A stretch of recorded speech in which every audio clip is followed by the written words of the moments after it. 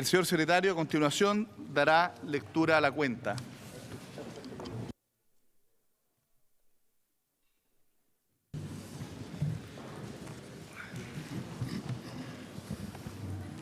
Se han recibido los siguientes documentos.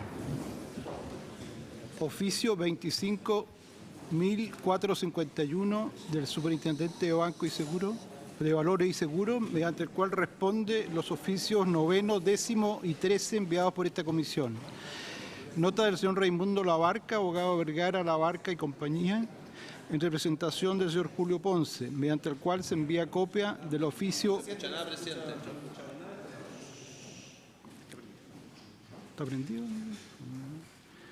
Mediante el cual envía copia de oficio 949 de la Superintendencia de Valores y Seguros. Sería la cuenta, señor presidente. Muchas gracias, señor secretario. Se ofrece la palabra sobre la cuenta. Diputado Santana. Presidente, la verdad que no sé si el secretario lo dijo o no, pero nos escuchamos bastante poco.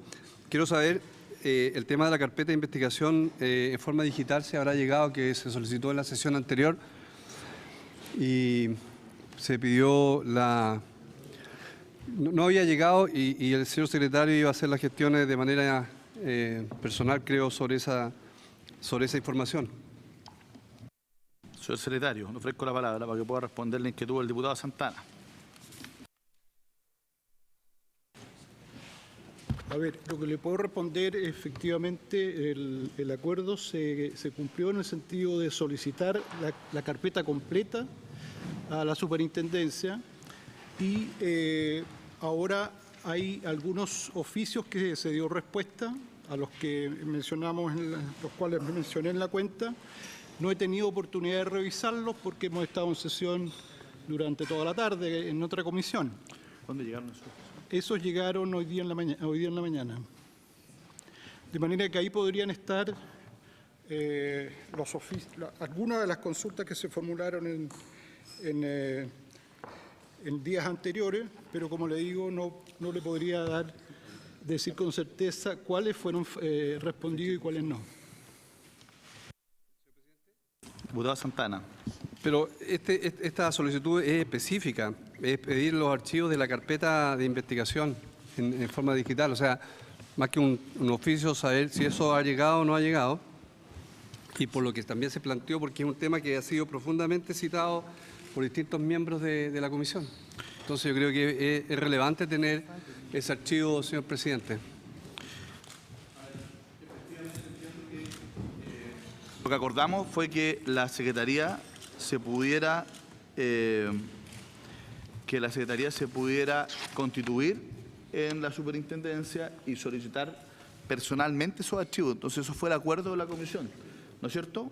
Y fue lo que acordamos nosotros, eso es lo que se refiere al diputado, ¿no es cierto? Eso ha pasado una semana, por eso quiero saber me parece si hay... que es pertinente la pregunta del diputado Santana en el sentido de que es importante saber qué pasó con eso. Si se apersonó o no, se le solicitaron los archivos digitales, ¿qué ocurrió ahí? Yo entiendo que el secretario que estuvo en ese momento en la comisión, lo que me manifestó a mí es que esa solicitud se iba a hacer por escrito para dejarlo formalmente registrado como un documento aportado a la comisión. Porque el compact disc que puede solicitar cualquier ciudadano habría sido una fórmula posible, pero que no habría quedado constancia como una respuesta de la superintendencia. Así lo entendimos.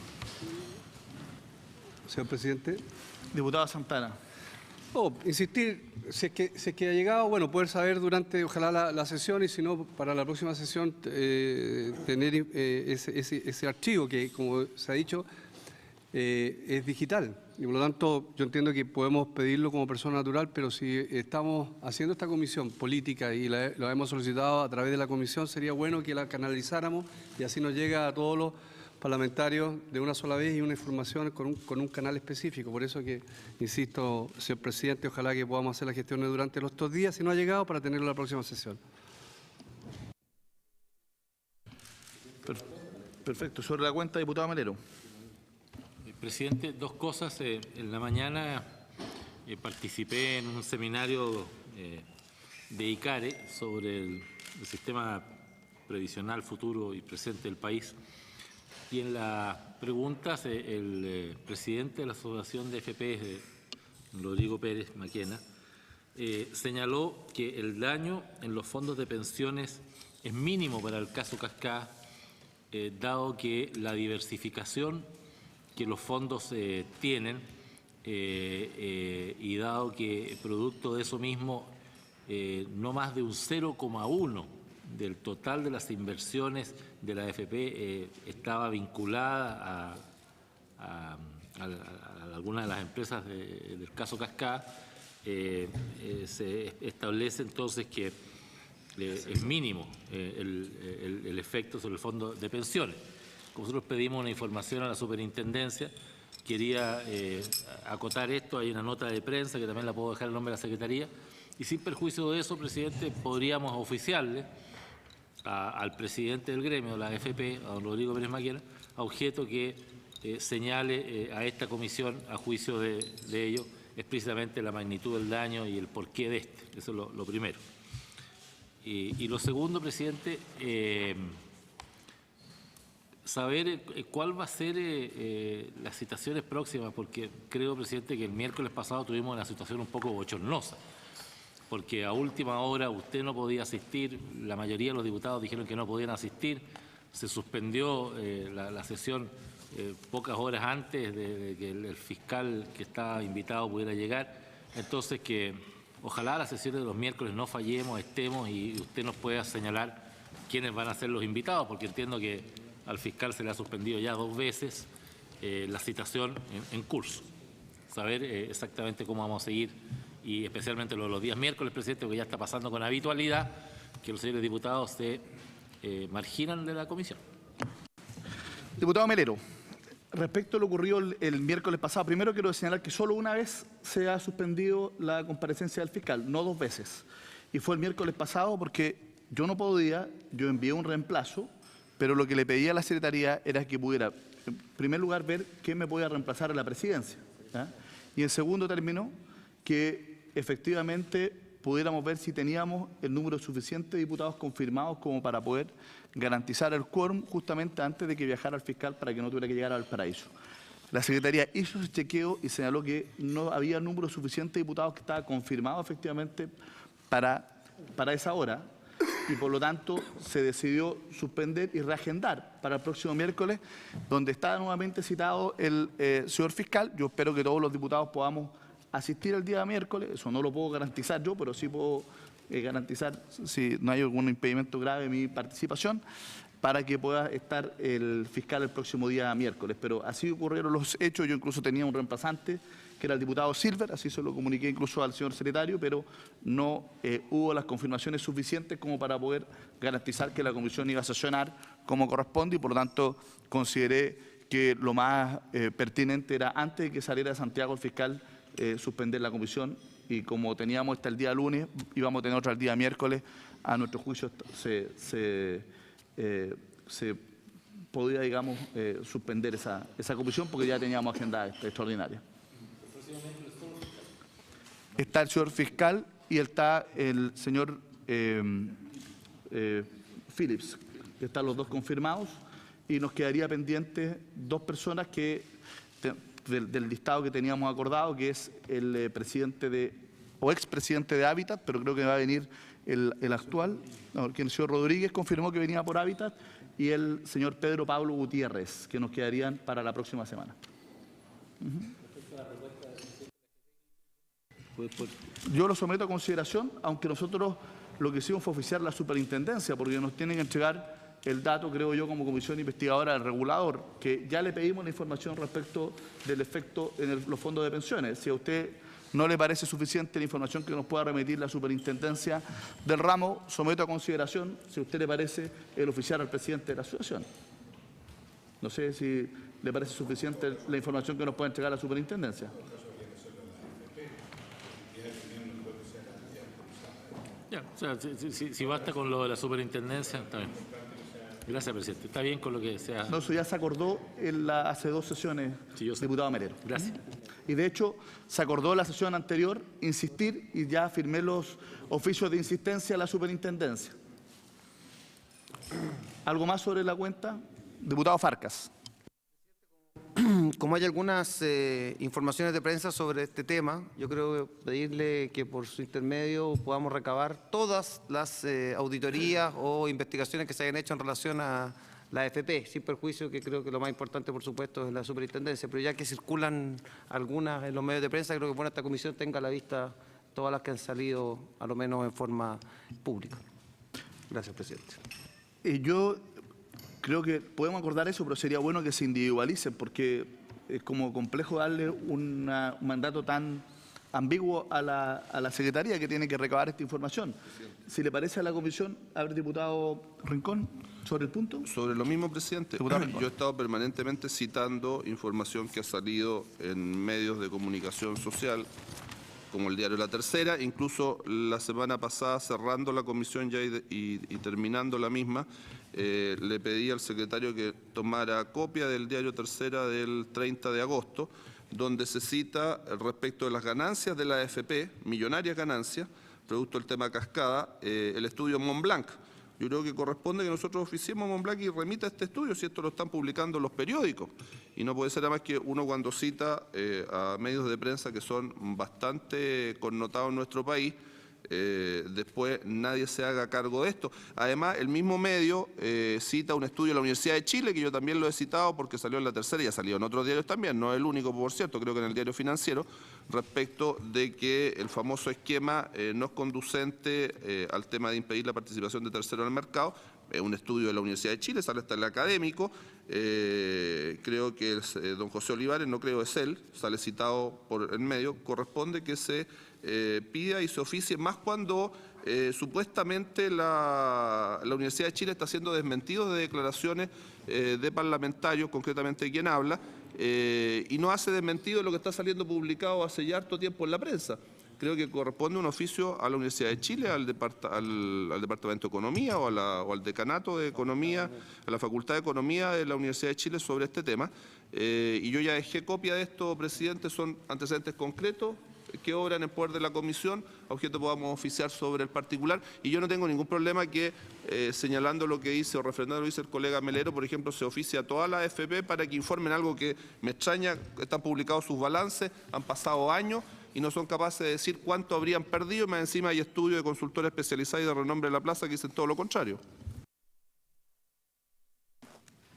Bueno, diputado Farcas.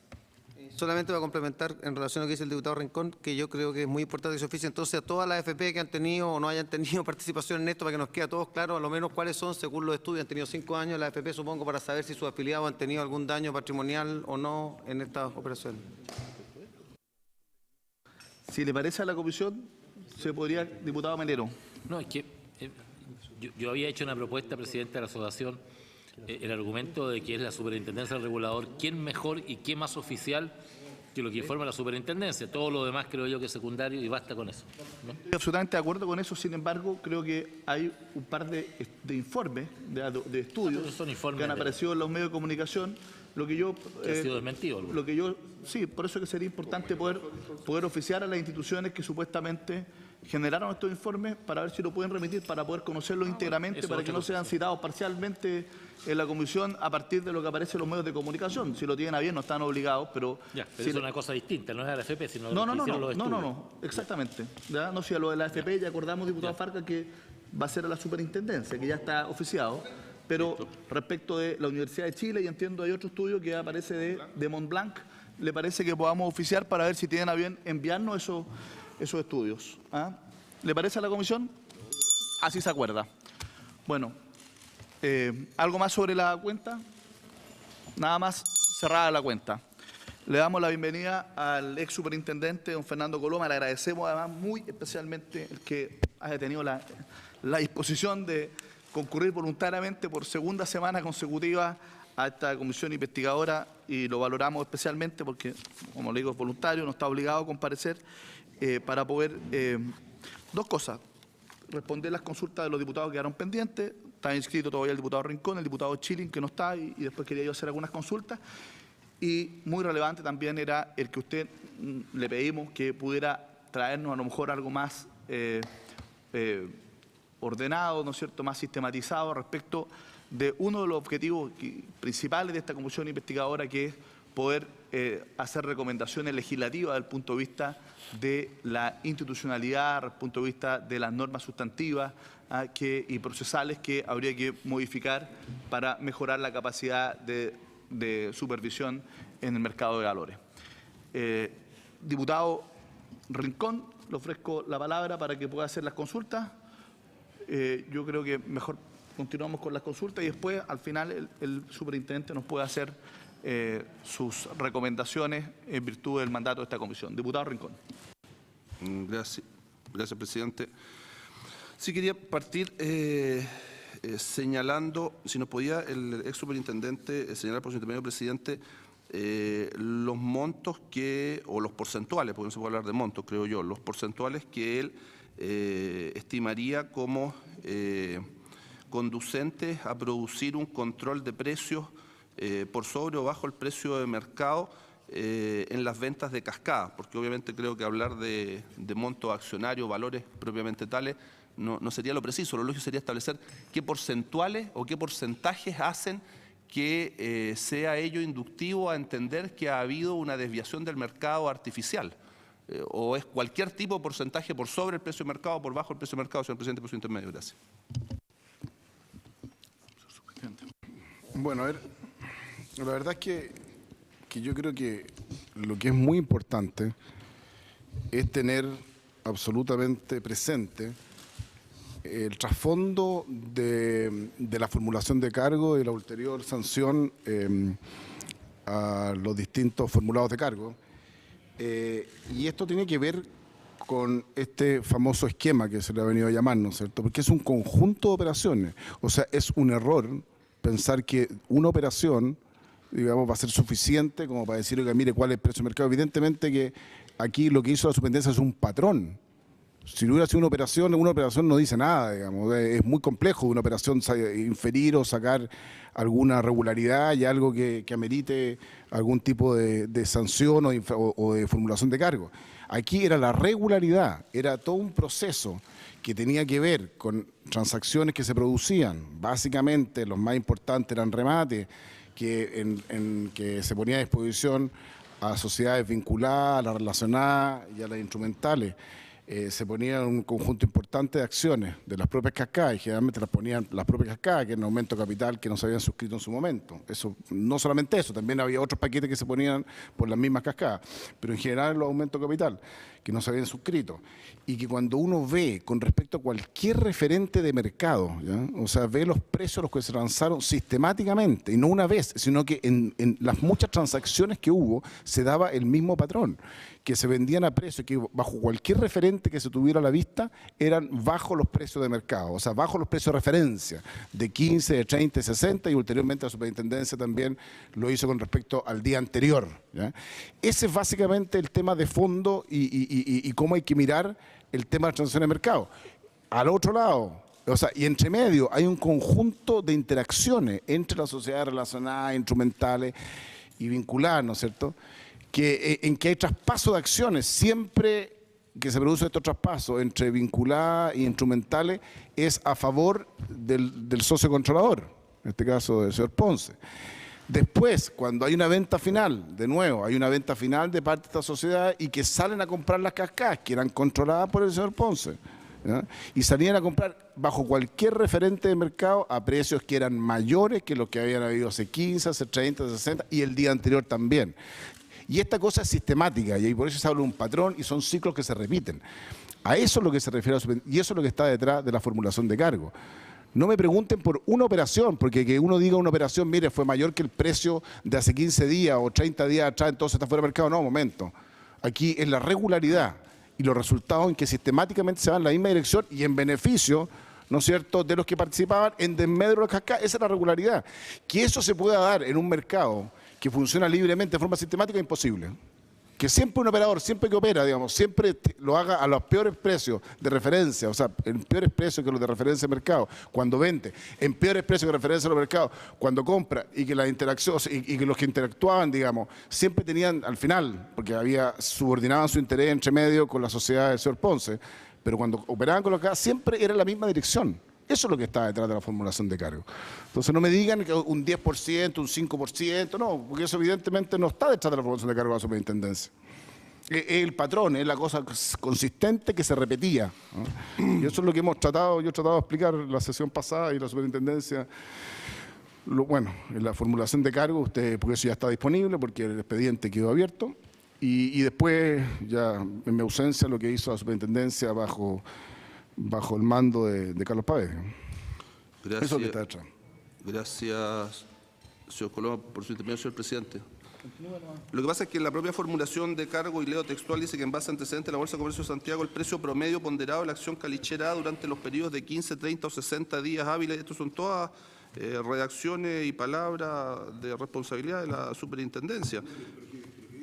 Estoy leyendo, estoy simplemente afirmando que no son palabras mías, dice los periodos de 15, 30 y 60 días hábiles previo a la sesión de directorio que aprobó la venta de acciones calichera A fueron de 620, 592 y 575,75 pesos, siendo el precio del remate inferior a estos precios en 12%, 7,94% y 5,34% respectivamente. Entonces se citan porcentuales, ¿ya? Yo solo quiero dejar asentado que a uno le cuesta. Yo entiendo que al ex superintendente, por su intervención, presidente, a su vez le cuesta entender que a nosotros nos cuesta entender que estos porcentuales son alteraciones o pueden llegar a constituir alteraciones en los precios de mercado. Solo recordar que la lesión enorme en el Código Civil se califica en los porcentuales de 50% y el doble, es decir, un 100%. No andan ni cerca de estimaciones de precio de mercado del 10, 7, 3, 8, 20 o 25%. Entonces, por eso le hacía la pregunta al ex superintendente por su intermedio, señor presidente. Precisamente lo que hace es dar cuenta de la regularidad de la que estoy hablando. Se decía, este remate fue puesto a precio que eran, no sé, un 7, un 10, un 13% menor que lo referente 15, 30, 60. Después, cuando va a otra paga, o sea, que se va a otra operación, de nuevo, ¿a qué precios fueron puestos? A precios que eran sistemáticamente menores. Y así sucesivamente. Y hay muchos ejemplos del mismo tipo, precisamente para ir haciendo el punto, para ir demostrando, para ir dando referencia, digamos, no es con un ánimo de repetir, sino que la repetición tiene que ver que era un patrón que se repetía, eso, y es un hecho muy relevante al momento que la superintendencia formuló cargo y posteriormente sancionó, digamos. Sí, el patrón lo que está detrás. Siempre en la misma dirección iba todo, ¿no es cierto? Lógico, eso es lo realmente relevante, para poder configurarse una composición de lugar, digamos, de qué es lo que está detrás, digamos.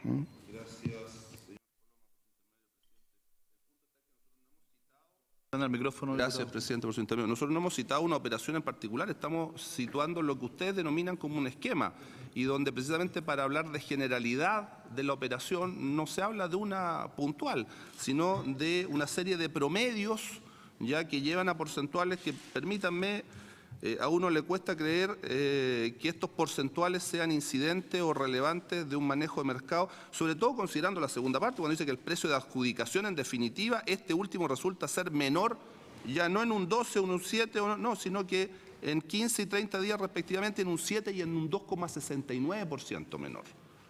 Son porcentuales bastante escasos. ¿Ya? Para hacer la siguiente pregunta, por su intermedio, señor presidente, si este relato que se hace, que es mucho más extenso, yo no lo vengo a citar, está en la formulación de cargo, no recuerdo qué página porque se ve re poco, esto está impreso de la Super, pero si esta formulación de cargos que dice relación con Pampa Calichera A, ¿ya? Y distintos adquirentes, y con un detalle de horas, minutos, días, página 56, me corrige mi colega. Yo voy a la página 27 por su intermedio para describir una operación que debiera ser indiciaria de algo. Me refiero a la compra de oro blanco por un paquete accionario, presidente, cercano a los 159 millones de dólares. Un solo paquete, ¿ya?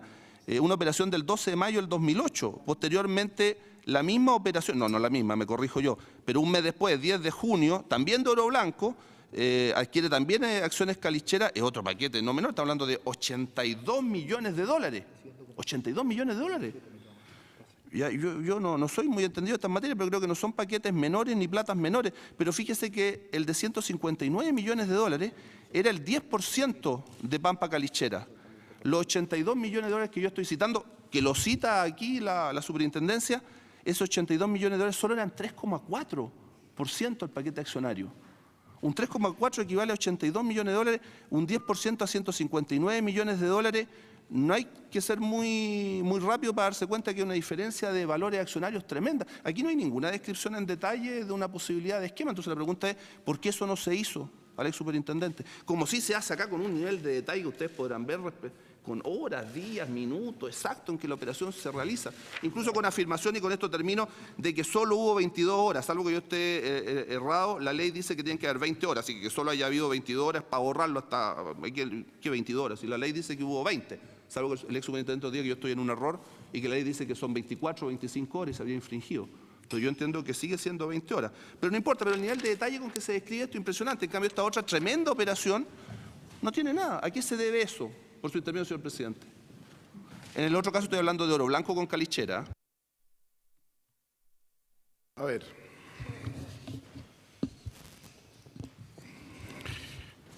Como primera cosa, porque usted dijo ahí son 3%, 7%, antes de estas últimas operaciones, como que no es tanto, ¿sabes? Cuando empezamos a un 3, un 7 de ventas que a veces, o de compras que eran de 250 millones de dólares, entonces no estamos hablando de poca plata, y al final cuando uno suma todas estas diferencias, de acuerdo a la estimación de la superintendencia, ¿no es cierto?, se llega que las cascadas habrían sido defraudadas, ¿no es cierto?, en más de 300 millones de dólares.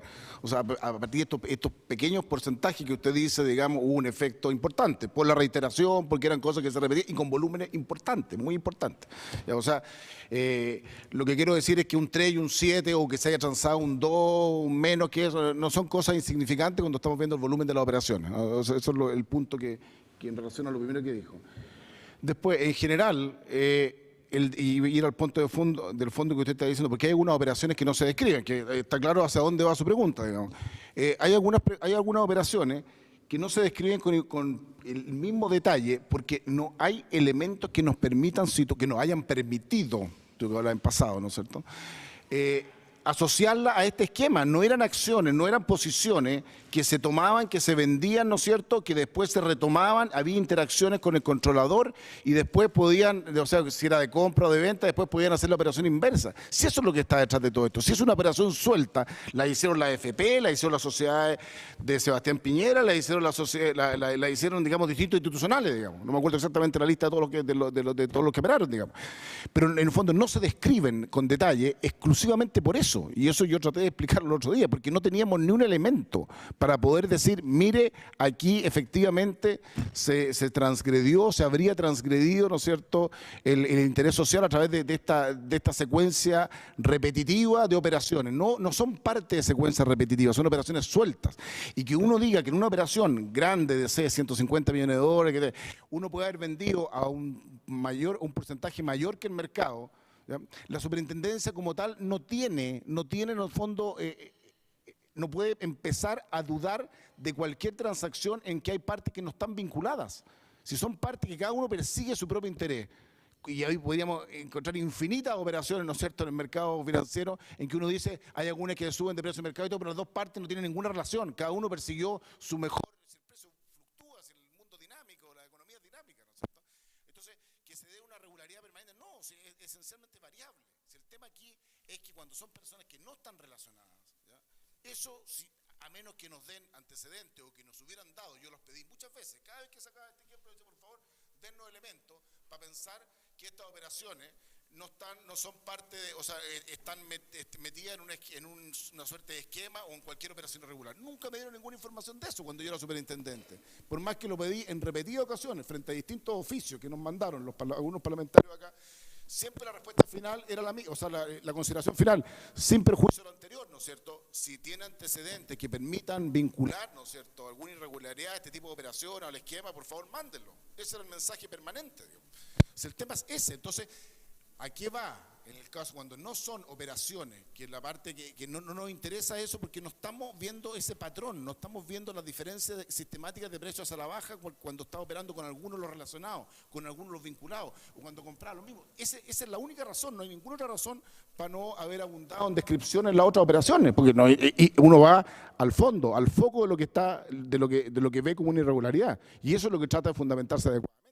A la hora que empezamos a detallar todas las otras operaciones que son no sustantivas o no sustanciales para efectos del proceso mismo y de lo que la superintendencia estaba acusando, ¿no es cierto?, o como infracción a la ley de valores, es decir, la resolución termina siendo muchísimo más larga en todo sentido y la pérdida de tiempo mucho mayor también, digamos. Pero si hubiese habido algún antecedente, no le quepa ninguna duda que lo habríamos descrito con el mismo rigor que se describió el resto, digamos. Presidente, por su intermedio. El ex superintendente vuelve sobre el tema de los porcentuales. Lo que pasa, por su intermedio, presidente, al ex superintendente, es que, le repito, no hay porcentuales de un 50%, un 40%, un 30%. El ex superintendente habla que la cifra involucrada es que lo único que está quedando entonces es que la gente venda al precio de mercado que la superintendente determina. Pues cuando yo tengo diferencias acá establecidas por la superintendencia de un 2,69% como precio de adjudicación, y que resulta ser menor al precio del mercado en un 2,69, entonces lo único que va quedando es que los agentes del mercado vayan a la superintendencia y le pregunten a ella cuál es el precio del mercado para comprar ese precio, porque si yo tengo una diferencia de un 2,69%, entonces claramente no puedo, porque sería objeto, si eso lo hago reiteradamente, o sea, si permanentemente caigo en 10, 15, 20, 30, no sé, 50 veces comprando al 2,69% menos, entonces soy objeto. Yo no sé en qué parte del mundo está este tema de los 15, 30, 60, que es otra pregunta que quiero hacerle, dado que el experto económico es el ex superintendente, pero nosotros como abogados no tenemos configurado nunca variaciones sobre eso para causar lesión o dañar a alguien, porque la idea es dañar a alguien. Si todos se ven beneficiados no es tema, ¿no es cierto?, por su intermedio, presidente. Ya, a ver, lo que pasa es que me sorprende un poco la reiteración de la pregunta, porque aquí pareciera que lo que yo estoy diciendo, o lo que dice la superintendencia, de que se ha dicho muchas veces, o hemos dicho muchas veces, de que hay una reiteración con la misma dirección, y que eso como que usted lo interprete de que, bueno, pero 5%, no es 50%, como que eso no es importante, digamos. Entonces, y de ahí sale que la superintendencia entonces está poniendo un patrón inexistente, está con una definición del mercado absolutamente errática, y que hace que ya cualquiera para transar en el mercado le tenga que preguntarle si está bien o está mal. Perdóneme, y con todo respeto, pero eso es festinar lo que hizo la superintendencia. La superintendencia es una institución súper seria. O sea, en el fondo, aquí lo que está detrás es un estudio sistemático y tremendamente riguroso, ¿no? Y si se está diciendo que esta sistematicidad dio origen a estos resultados que siempre iban en la misma dirección, si eso es lo que... O sea, ¿dónde van a encontrar alguien que opere siempre con el mercado, siempre sin ningún grado de conexión, ¿no es cierto?, sin ningún grado de parte relacionada, que es lo que está detrás de la acusación de la superintendencia? ¿Dónde uno va a encontrar un patrón sistemático en esa dirección? En ninguna parte, si es que no hay nada raro. En el fondo, que siempre venda, cualquier referente más bajo, y siempre compre, no sé, o sea, y siempre compre más caro, digamos, y siempre las contrapartes sean las mismas, y siempre los ganadores sean uno y los perdedores sean los otros. Esa regularidad no se da. Sí, salvo que estemos dentro de algo como el esquema, que es lo que estamos planteando. O sea, yo no sé ya cómo explicitar más o dejar claro que en el fondo son muy distintos, y esto no es para llegar y empezar a decir, mira, la superintendencia perdió el rumbo y aquí está calificando, haciendo una nueva definición de mercado y cosas, por favor, eso no tiene nada que ver con lo que está detrás de la formulación de cargo y las sanciones, digamos. O sea, aquí, y por favor les digo, léanse, es largo, lo sé, pero hay capítulos que resumen, digamos, hay partes que resumen. Léanse la cantidad de operaciones que estaban detrás. Yo me estoy situando en el comienzo y en el final, en las compras o en las ventas de las cascadas y en las compras que hacían las cascadas. Pero hay toda una interrelación, operaciones de financiamiento que se hacían en la cascada que iba a ir a comprar al final, y con grados de estrés que se le producían a determinadas sociedades, porque la sociedad que si compra oro blanco, la que le pasaba los dividendos, ¿no es cierto?, y buena parte de los recursos, la que estaba más abajo, era Pampa Calichera. Y esos estrés financieros que se autosometía Pampa Calichera para poder entregarle plata a oro blanco, ¿no es cierto? ¿Cuándo? Justo cuando iba a venir una venta por el otro lado, digamos. Entonces son demasiadas las cosas que están detrás. Entonces, tratar de tratar de, no sé, de reducirlo a algo totalmente secundario, que es una cuestión, que son algunas operaciones y no hay ninguna razón. La verdad que es un reduccionismo absoluto, digamos, y que no se condice con la seriedad del trabajo que hizo la superintendencia y con la seriedad de las infracciones que finalmente se sancionaron, digamos.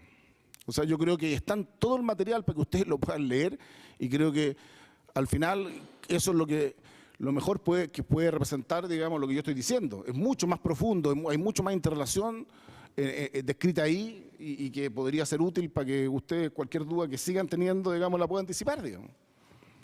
Por su intermedio, presidente, al superintendente saber si se reunió alguna vez con gente de la corredora Moneda antes de la formulación de cargo y cuántas veces.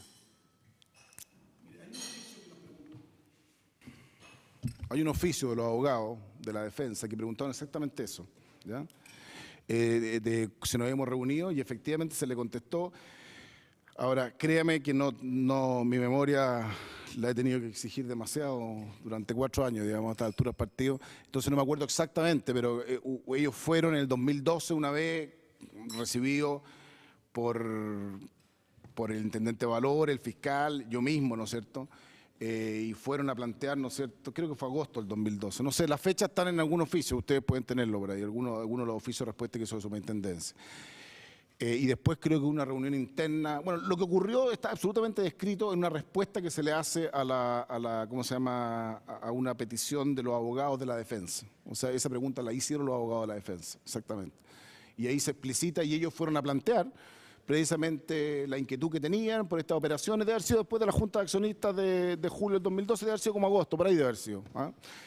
No me acuerdo exactamente, pero y en que iban, así como fue la gente de la AFP, a plantear su inquietud, digamos. Su inquietud, ¿no es cierto?, respecto a un conjunto de operaciones y entregaron antecedentes que fueron incorporados, ¿no es cierto?, a todo el proceso de levantamiento de información, ¿no es cierto?, que estaba haciendo la superintendencia.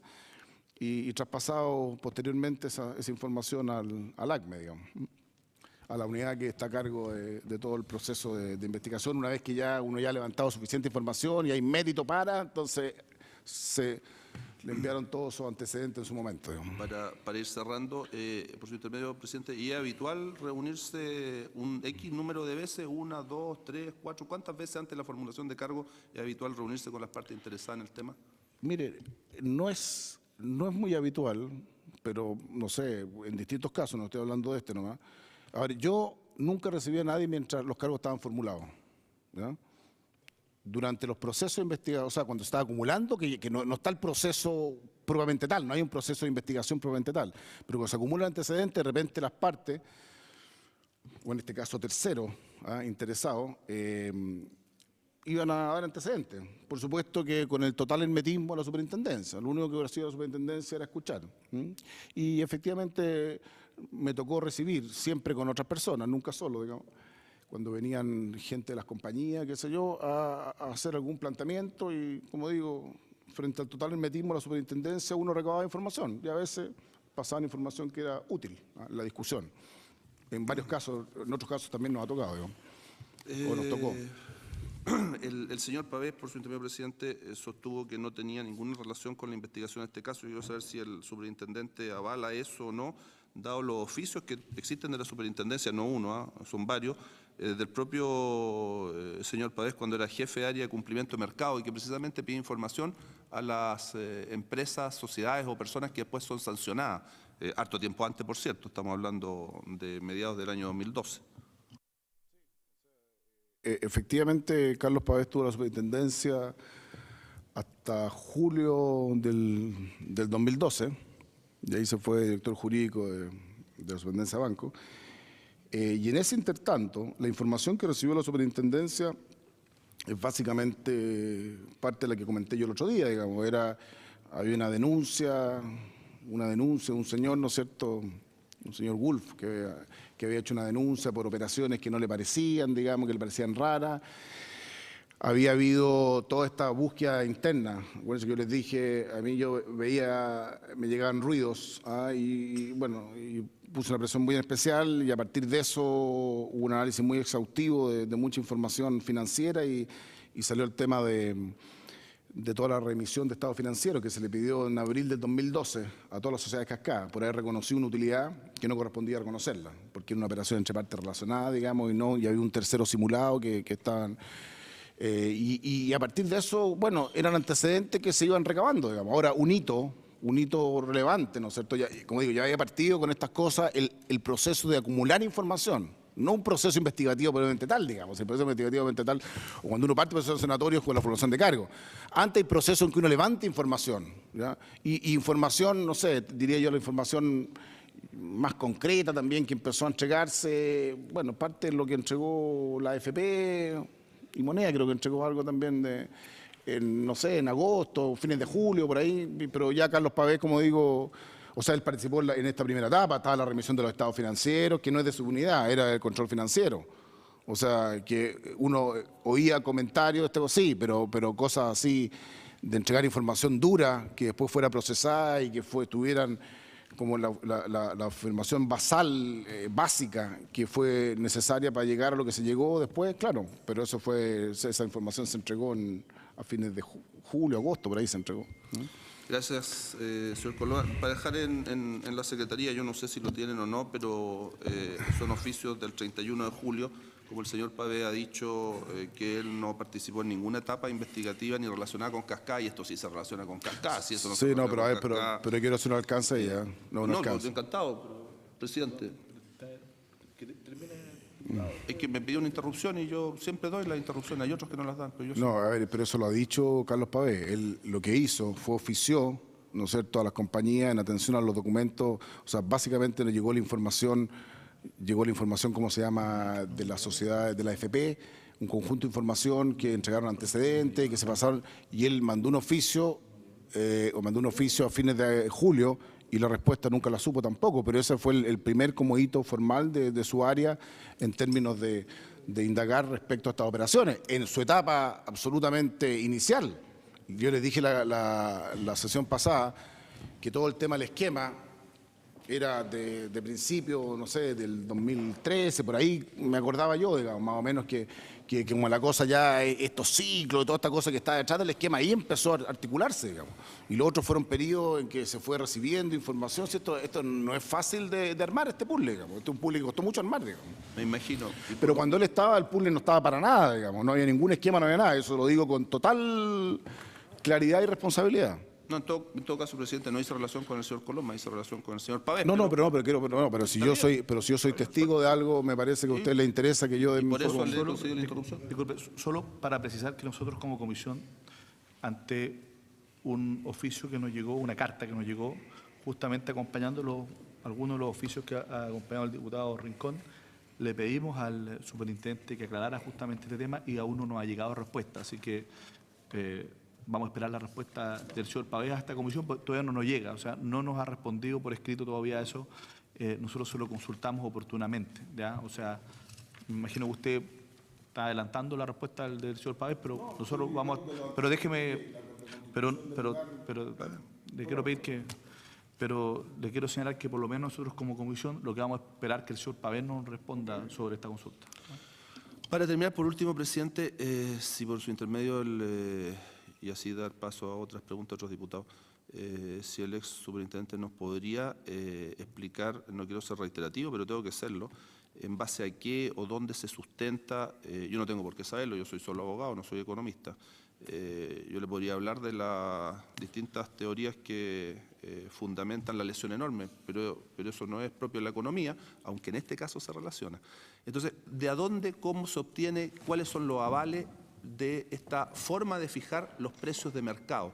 Y si eso traspasado a bolsas internacionales siguiera el mismo patrón, como por ejemplo si los precios fueran similares entre las Cascadas y Soquimich en Nueva York, eso significaría que también hay un nivel de control de la bolsa de Nueva York por parte de los controladores de Cascada.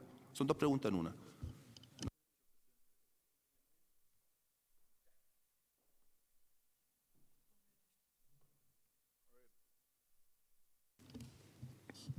A ver, yo creo que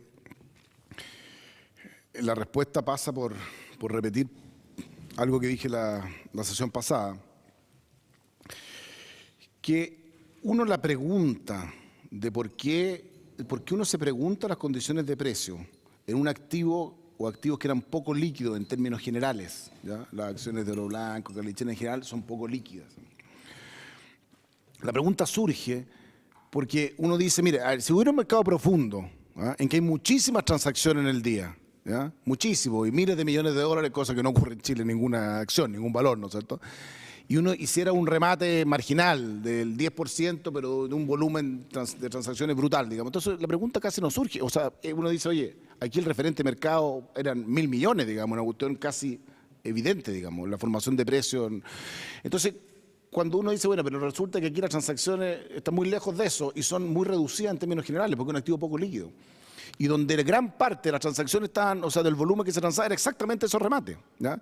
Y el tema que uno le agrega aquí, y es el elemento esencial, le agrega, ¿no es cierto?, en que eran entre partes relacionadas o que estaban vinculadas. Había una relación, el controlador que compraba era el mismo que era dueño de sociedades o que tenía una vinculación muy directa con la otra. Entonces ahí surge la pregunta técnica, ¿no es cierto?, decir, a ver, ¿qué tan de mercado puede haber sido esta transacción? Porque hay incentivo, o podría tener incentivo, ¿no es cierto? Y de hecho, la formulación de cargo, en el fondo, dan crédito a eso, o eso es lo que está detrás, ¿no es cierto? O en las mismas sanciones, a que en el fondo las transacciones uno las lleve en determinada dirección, ¿no es cierto? En este caso, al controlador, claro, tenía posición en las cascadas, pero las ganancias a través de la otra sociedad eran claramente mayores. Aquí, las que él tenía el 100%, las relacionadas eran 100% de él, y en lo otro tenía un porcentaje, dependiendo en qué cascada se producía la transacción, ¿no es cierto? Entonces, claramente que hay incentivo a decir, mire, yo tiendo a beneficiar a esta, que soy dueño del 100%. Claro, es absolutamente obvio desde el punto de vista económico que está ese incentivo. Y habiendo un mercado poco profundo, y habiendo estas partes relacionadas, uno dice, oye, hace sentido la pregunta. Entonces, cuando uno empieza a analizar cómo se fueron formando estos remates, cómo se fueron dando, y uno dice que sistemáticamente había una regularidad en los términos que ya he dicho, ya no sé cuántas veces, de que siempre que vendían se hacía, o casi siempre, puede haber una excepción que confirma la regla básicamente, que se vendían a precios menores que cualquier referente de mercado, cuando vendían las cascadas, y que cuando compraban las cascadas, ¿a quién? A las sociedades vinculadas, ¿no es cierto?, al señor Ponce relacionada, se producía a precio mayor de mercado. Entonces, es eso lo que está detrás de este cuento, y ahí la pregunta de por qué mercado o no mercado tiene que ver con eso, digamos, con que era un mercado poco profundo y en que las partes habían tenido un patrón de relación evidente a la luz de todos los antecedentes que se fueron levantando a través del tiempo. Entonces, por eso no me puede, si usted me agarra una transacción... Me permite una interrupción para que trate de precisar la pregunta, señor presidente. El tema de las relaciones, no es mi pregunta, es... Pero es parte clave de mi respuesta. Perfecto, es parte clave de la pregunta. Yo le iba a pedir que, para poder entendernos, ¿ya? Porque esto no es un diálogo, que por favor, señor Coloma, trate de esperar que termine de hacer la pregunta el diputado Rincón, porque si no, por lo menos para mí, me es bien difícil, ¿no es cierto?, seguir el interrogatorio. Por su intermedio, presidente, lo que yo quiero no es precisar en la respuesta cómo se producía o se habría producido estas partes relacionadas en cada uno de los lados de la mesa, sino como, porque tiene que haber un precio de transacción. Sin precio de transacción da lo mismo quien esté a aquel lado de la mesa. Y es obvio que así sea. Por lo tanto, si ese precio de transacción es este valor de mercado mayor o menor al mercado, ¿cómo determinan ellos? ¿En qué parte de la teoría económica está esto de los 15 días, 30 días, 60 días? ¿Cuáles son los fundamentos económicos para la determinación del precio de mercado, independientemente de las relaciones? Porque está claro que si usted saca a los relacionados, parece no ser problema entonces para la superintendencia, como habría ocurrido con las acciones que yo referí, que se referían al señor Piñera, que vendió en estas millonarias sumas y que después apareció comprando. Perfecto. Entonces, ¿cómo se determina el precio de mercado? Ese es el punto. Yo le voy a pedir un poquito más de presión porque ya llevamos la mitad de la sesión con un solo diputado que ha podido preguntar, por eso le quiero pedir que sea un poco más preciso ambos. Bueno, yo trataba de hacer lo más que puedo, digamos, pero, a ver, usted dijo una cosa que es totalmente errada, se lo digo directamente aquí, porque usted dice que el precio de transacción da lo mismo quién está al lado de la mesa. Perdón, vayan a la ley de valores. Usted, el mismo Parlamento ha aprobado estas leyes, digamos. Vayan al título 16. A ver, el título 16, ¿qué es lo que habla? De operaciones con partes relacionadas. ¿Por qué requieren un tratamiento especial? Porque no da lo mismo, porque hay intereses y se podría defraudar a los minoritarios. Entonces, nos da lo mismo quién está, en qué parte... Bueno, yo no te digo, precio de transacción da lo mismo quién está al lado de la mesa. O sea, no da lo mismo quién está al lado de la mesa. Y particularmente con un activo poco líquido y cuando habían elementos bastante claros de la relación que existía entre los que operaban. Entonces, por eso le digo que la premisa a la cual parte, de que no, eso no es correcto. O sea, sí importa, y la superintendencia, y hay toda una ley que precisamente en la operación de parte en ERSI nos da lo mismo que en esta parte de la mesa. Bueno, pero es que es una operación de parte relacionada, digamos. Y por eso que se hizo toda una última interrupción al diputado Rincón. Presidente, yo he dicho que si usted saca las partes relacionadas, parece que a la superintendencia el tema entonces no le incomoda, porque es el hecho que haya partes relacionadas lo que las lleva, y en ese sentido he dicho, da lo mismo. Si yo saco las partes relacionadas, da lo mismo respecto a la operación.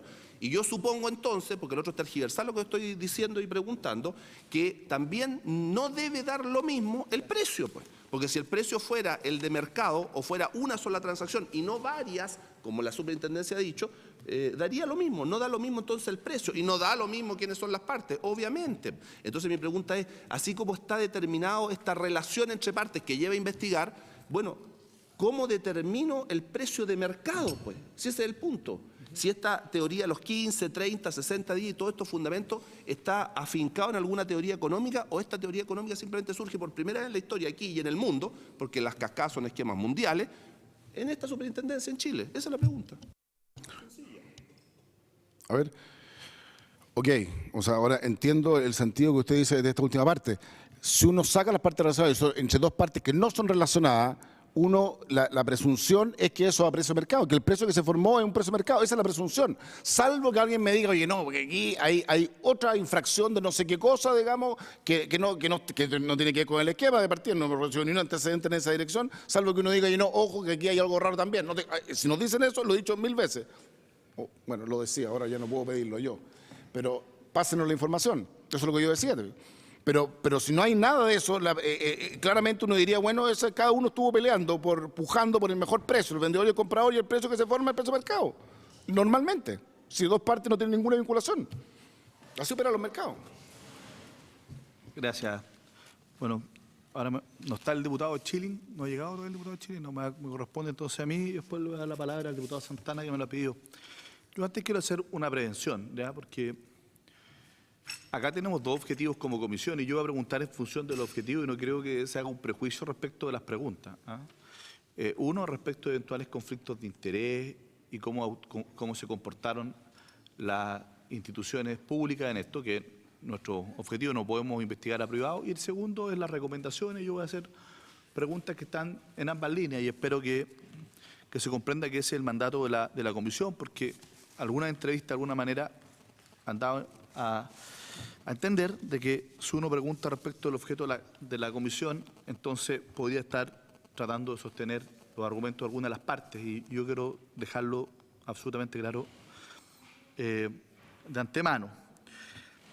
Lo primero es que me alegro que el superintendente haya recobrado bastante la memoria respecto de la sesión anterior, porque a mí me llamó mucho la atención cuando se le preguntó cómo se había iniciado este caso. Usted dijo que era por un rumor que estaba y que usted habían empezado a investigar porque había mucho comentario, y se le preguntó de manera precisa, están las actas por el diputado Boric, si había existido alguna denuncia. Usted dijo que no, que era respecto al rumor, que no había ninguna denuncia, ninguna presentación, y que esto era un rumor que había tomado la superintendencia, que empezó a investigar a partir de abril del 2012.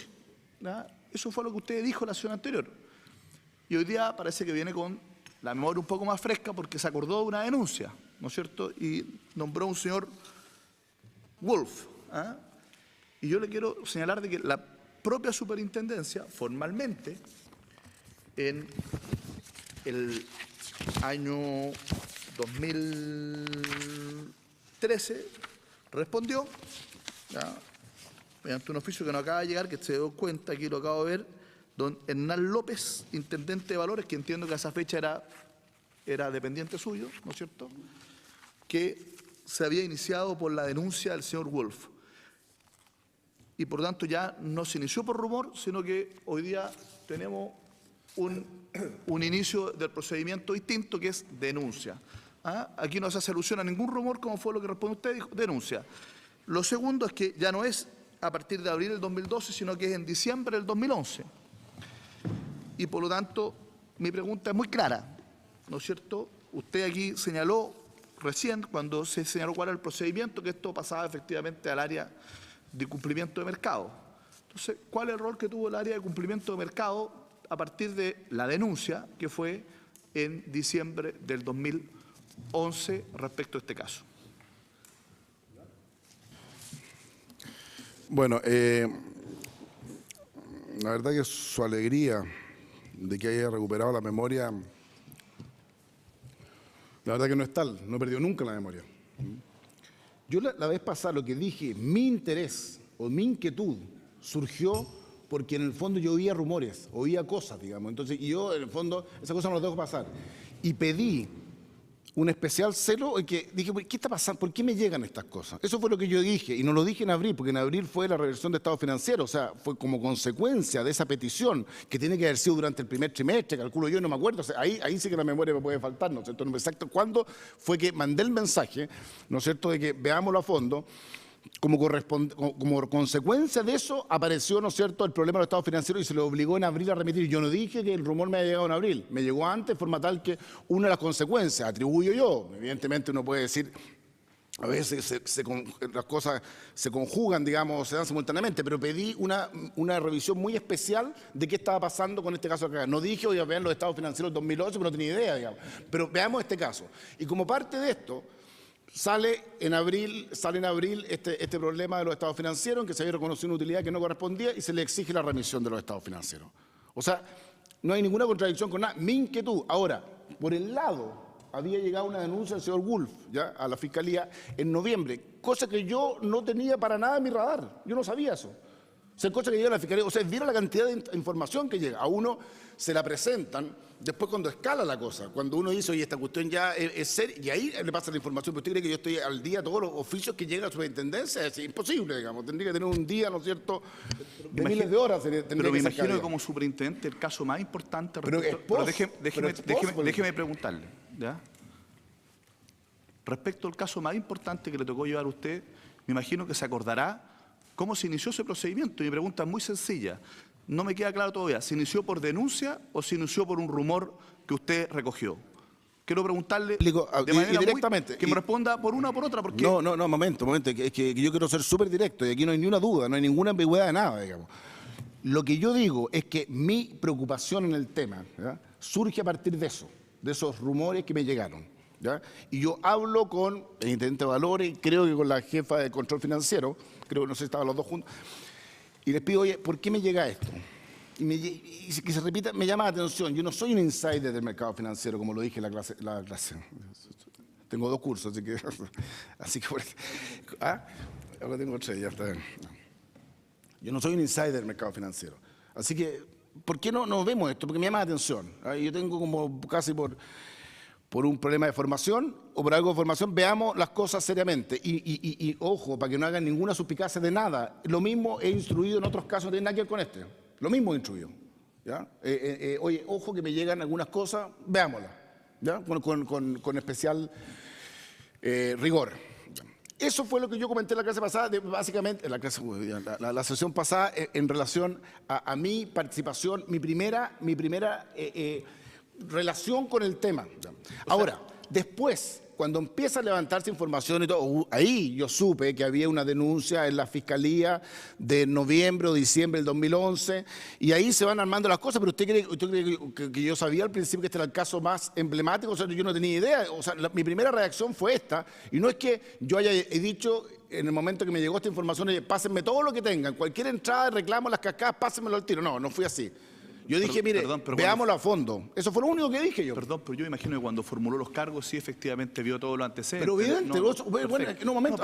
Pero déjeme... Es que yo contesté, un momento, es que yo contesté una pregunta, digamos. Pero no me ha respondido una consulta. Yo quiero pedirle que trate de mantenerse tranquilo. Yo lo estoy preguntando con mucha calma y usted la está perdiendo. Pero disculpe, me estoy preguntando yo. Sí, lo primero es que le quiero preguntar nuevamente... maneja la ironía y no está tratando bien al invitado. Lo primero es, quiero preguntarle muy directamente, ¿cómo se inició? ¿Si por rumor o por denuncia? Todavía usted me dice que su preocupación nació de un rumor, pero el procedimiento de fiscalización, de investigación, porque aquí hay un procedimiento administrativo que se desencadena, me imagino a partir de la denuncia o del rumor. ¿Cuál fue el inicio del procedimiento investigativo de la superintendencia? Eso es lo que le estoy preguntando de manera muy simple. Yo sé que usted me ha dicho que es claro, yo lo entiendo, pero a mí todavía, soy más lento, no me queda claro si el procedimiento administrativo, no su preocupación, el procedimiento administrativo, no el tema subjetivo de su preocupación, se inicia por denuncia o por rumor. Voy a ser bien preciso. Llegó una consulta de los abogados de la defensa. ¿Cómo había sido la secuencia? No me acuerdo exactamente cuándo llegó la consulta, pero fue del 2013 probablemente, o a propósito del ¿cómo se llama?, del Consejo de Transparencia, una pregunta por ahí. Creo que puede haber sido principios del 2014 o final del 2013. De que escribiéramos cuándo la superintendencia empezó a mirar este tema. Ahora, como usted entenderá, hacer una secuencia, si yo le pregunto a usted cuándo surgió la preocupación por el tema de no sé qué cosa, a ver, uno agarra algunos hitos que agarró en serio la cosa, no es fácil reconstruir exactamente, ¿no es cierto?, cuál fue el hito que desencadenó que esto pasara de una preocupación menor a una preocupación mucho mayor. Es difícil reconstruir la historia en eso, en la inquietud de dónde se vio que aquí podíamos tener un problema. O sea, es difícil, un problema complejo, digamos. Entonces, lo que yo contesté en ese oficio, o perdón, lo discutimos, no sé si lo puede haber contestado Hernán López en ese caso, que era el intendente de Valores, era, a ver, veamos viendo todos los hitos. Entonces, primer hito, hubo una denuncia del señor Wolf, que entró a Fiscalía. No es que cuando entró esa denuncia, paró la Fiscalía, paró la Superintendencia y aquí hay un tremendo problema. No fue así. Llegó una denuncia como llegan muchas denuncias. Pero ustedes se rigen por la ley de procedimiento administrativo, ¿no es cierto? Sí, por supletoriamente, como institución pública, se rigen por la ley de procedimiento administrativo. Y por lo tanto, a partir de una denuncia, ustedes tienen la obligación de iniciar un procedimiento administrativo. Me gustaría saber qué es lo que pasa con la denuncia, qué es lo que viene. Se hizo la denuncia, yo imagino que no se, como usted dice, no se paró la superintendencia, ni mucho menos, fue una simple denuncia. Mi pregunta es, ¿qué ocurrió? Llega la denuncia, ¿qué es lo que tiene que ocurrir la superintendencia a partir de la denuncia? Llega la denuncia, llega a Fiscalía como llegan muchas denuncias a la Fiscalía. O sea, perdón, la verdad que a mí no pretendo aquí que me sometan un cuestionario desde el punto de vista de la ley, ¿no es cierto?, procedimiento administrativo en cada una de sus fases. O sea, entendamos que no. Y perdóneme que estoy alejado hace 6 meses del tema, digamos, y estoy en un mundo bien distinto, digamos. Entonces, ahí hay un procedimiento en que siempre se les da respuesta en los tiempos que se puede, digamos. Hay muchas preguntas y cosas más urgentes, no todo se puede contestar al tiro y no todo se puede investigar al tiro. Entonces se fueron haciendo las revisiones, digamos, después de reconstrucciones que yo he hecho. Yo evidentemente, a propósito de esa respuesta que hubo que dar, ¿no es cierto?, los abogados, como decía, fin del año pasado, principio de este, es cuando uno trata de reconstruir un poco qué fue. Esto es una denuncia que entiendo que se le contestó en su momento, que mire, se van a analizar los antecedentes, porque no puede tampoco escalar y al tiro pasarlo al ACME, oiga, que aquí hay una cuestión súper. No es la forma de proceder. Después, simultáneamente, a partir de esta preocupación especial que yo transmití, para efectos de que miraran con especial rigor, ¿no es cierto?, porque esto que uno le llegaran comentarios, ¿no es cierto?, no sé, me parecía, digamos, que ameritaba una mirada más profunda. Surge el tema del análisis de que había problemas en los estados financieros del 2011, de diciembre del 2011, y esto se detecta, o mejor dicho, se le exige la remisión en abril del 2012. Eso es otro hito relevante, Le puedo preguntar. Y se seguía acumulando información. Pero muy precisamente, entiendo, llegó la denuncia. Lo habitual es que estas denuncias pues pasen al ACME, ¿no es cierto?, al área de cumplimiento del mercado. No pasan a la... ¿Dónde pasan? No directamente. Primero se ve si tienen profundidad. ¿Quién ve eso?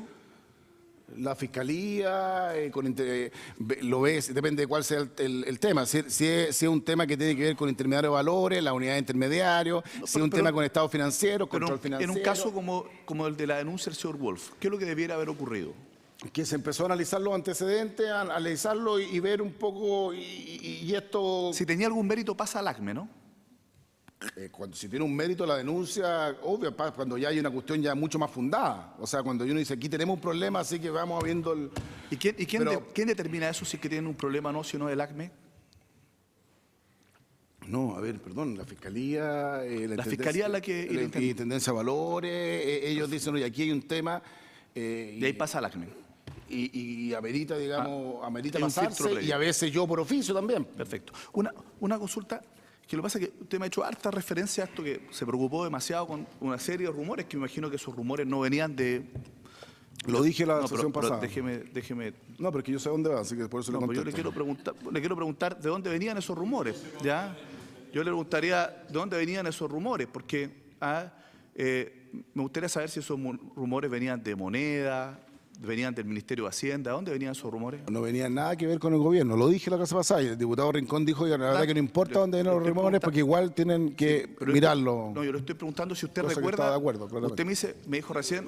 Pero, En algo que estemos de diputado acuerdo, por lo Rincón, le quiero menos pedir lo que yo le quiero preguntar es que usted me afirmó recién que tenía muy buena memoria, ¿ya? Y por lo tanto dijo que yo no tenía que alegrarme, tenía muy buena memoria. Entonces yo, apelando a su muy buena memoria, lo que le quiero preguntar es si recuerda algunos de los nombres, ¿no es cierto?, de las personas o de los actores que le influyeron de tal manera que usted se preocupó de esto y de alguna manera se preocupó de que se investigara de manera más profunda. Me llegaron comentarios de distintas personas cuyos nombres no voy a dar, no tiene nada que ver con el gobierno, pero no quiero meter al cuento a gente que no tiene nada que ver, digamos, que a veces honestamente me dice, oye, hay ruido de esta cuestión, mírenlo. Cosas que me han dicho o que me dijeron en su momento en otros sectores también. Entendámonos, pero yo no voy a estar, digamos, que a la hora que el superintendente empieza a decirme, a revelar, digamos, que no, me lo dijo tal persona o tal otra, o sea, nunca más nadie dice nada. Y, ojo, perdón, voy a hacer la distancia. Una de las formas más exitosas de lograr penetrar y descubrir estos ilícitos es a través del sistema de delación compensada de todos. El sistema americano está totalmente volcado en eso. El gobierno tampoco lo habría dicho. No, yo dije que el gobierno no. Perfecto. No, lo dije, no, perdón, lo dije porque, no, lo dije por un tema... No, sí, no, pero aquí lo dije porque yo sé que es un tema sensible y yo mismo me auto... Que yo no sé para dónde van, por eso... Yo le quiero preguntar otra cosa. Lo que pasa es que, respecto a esto mismo,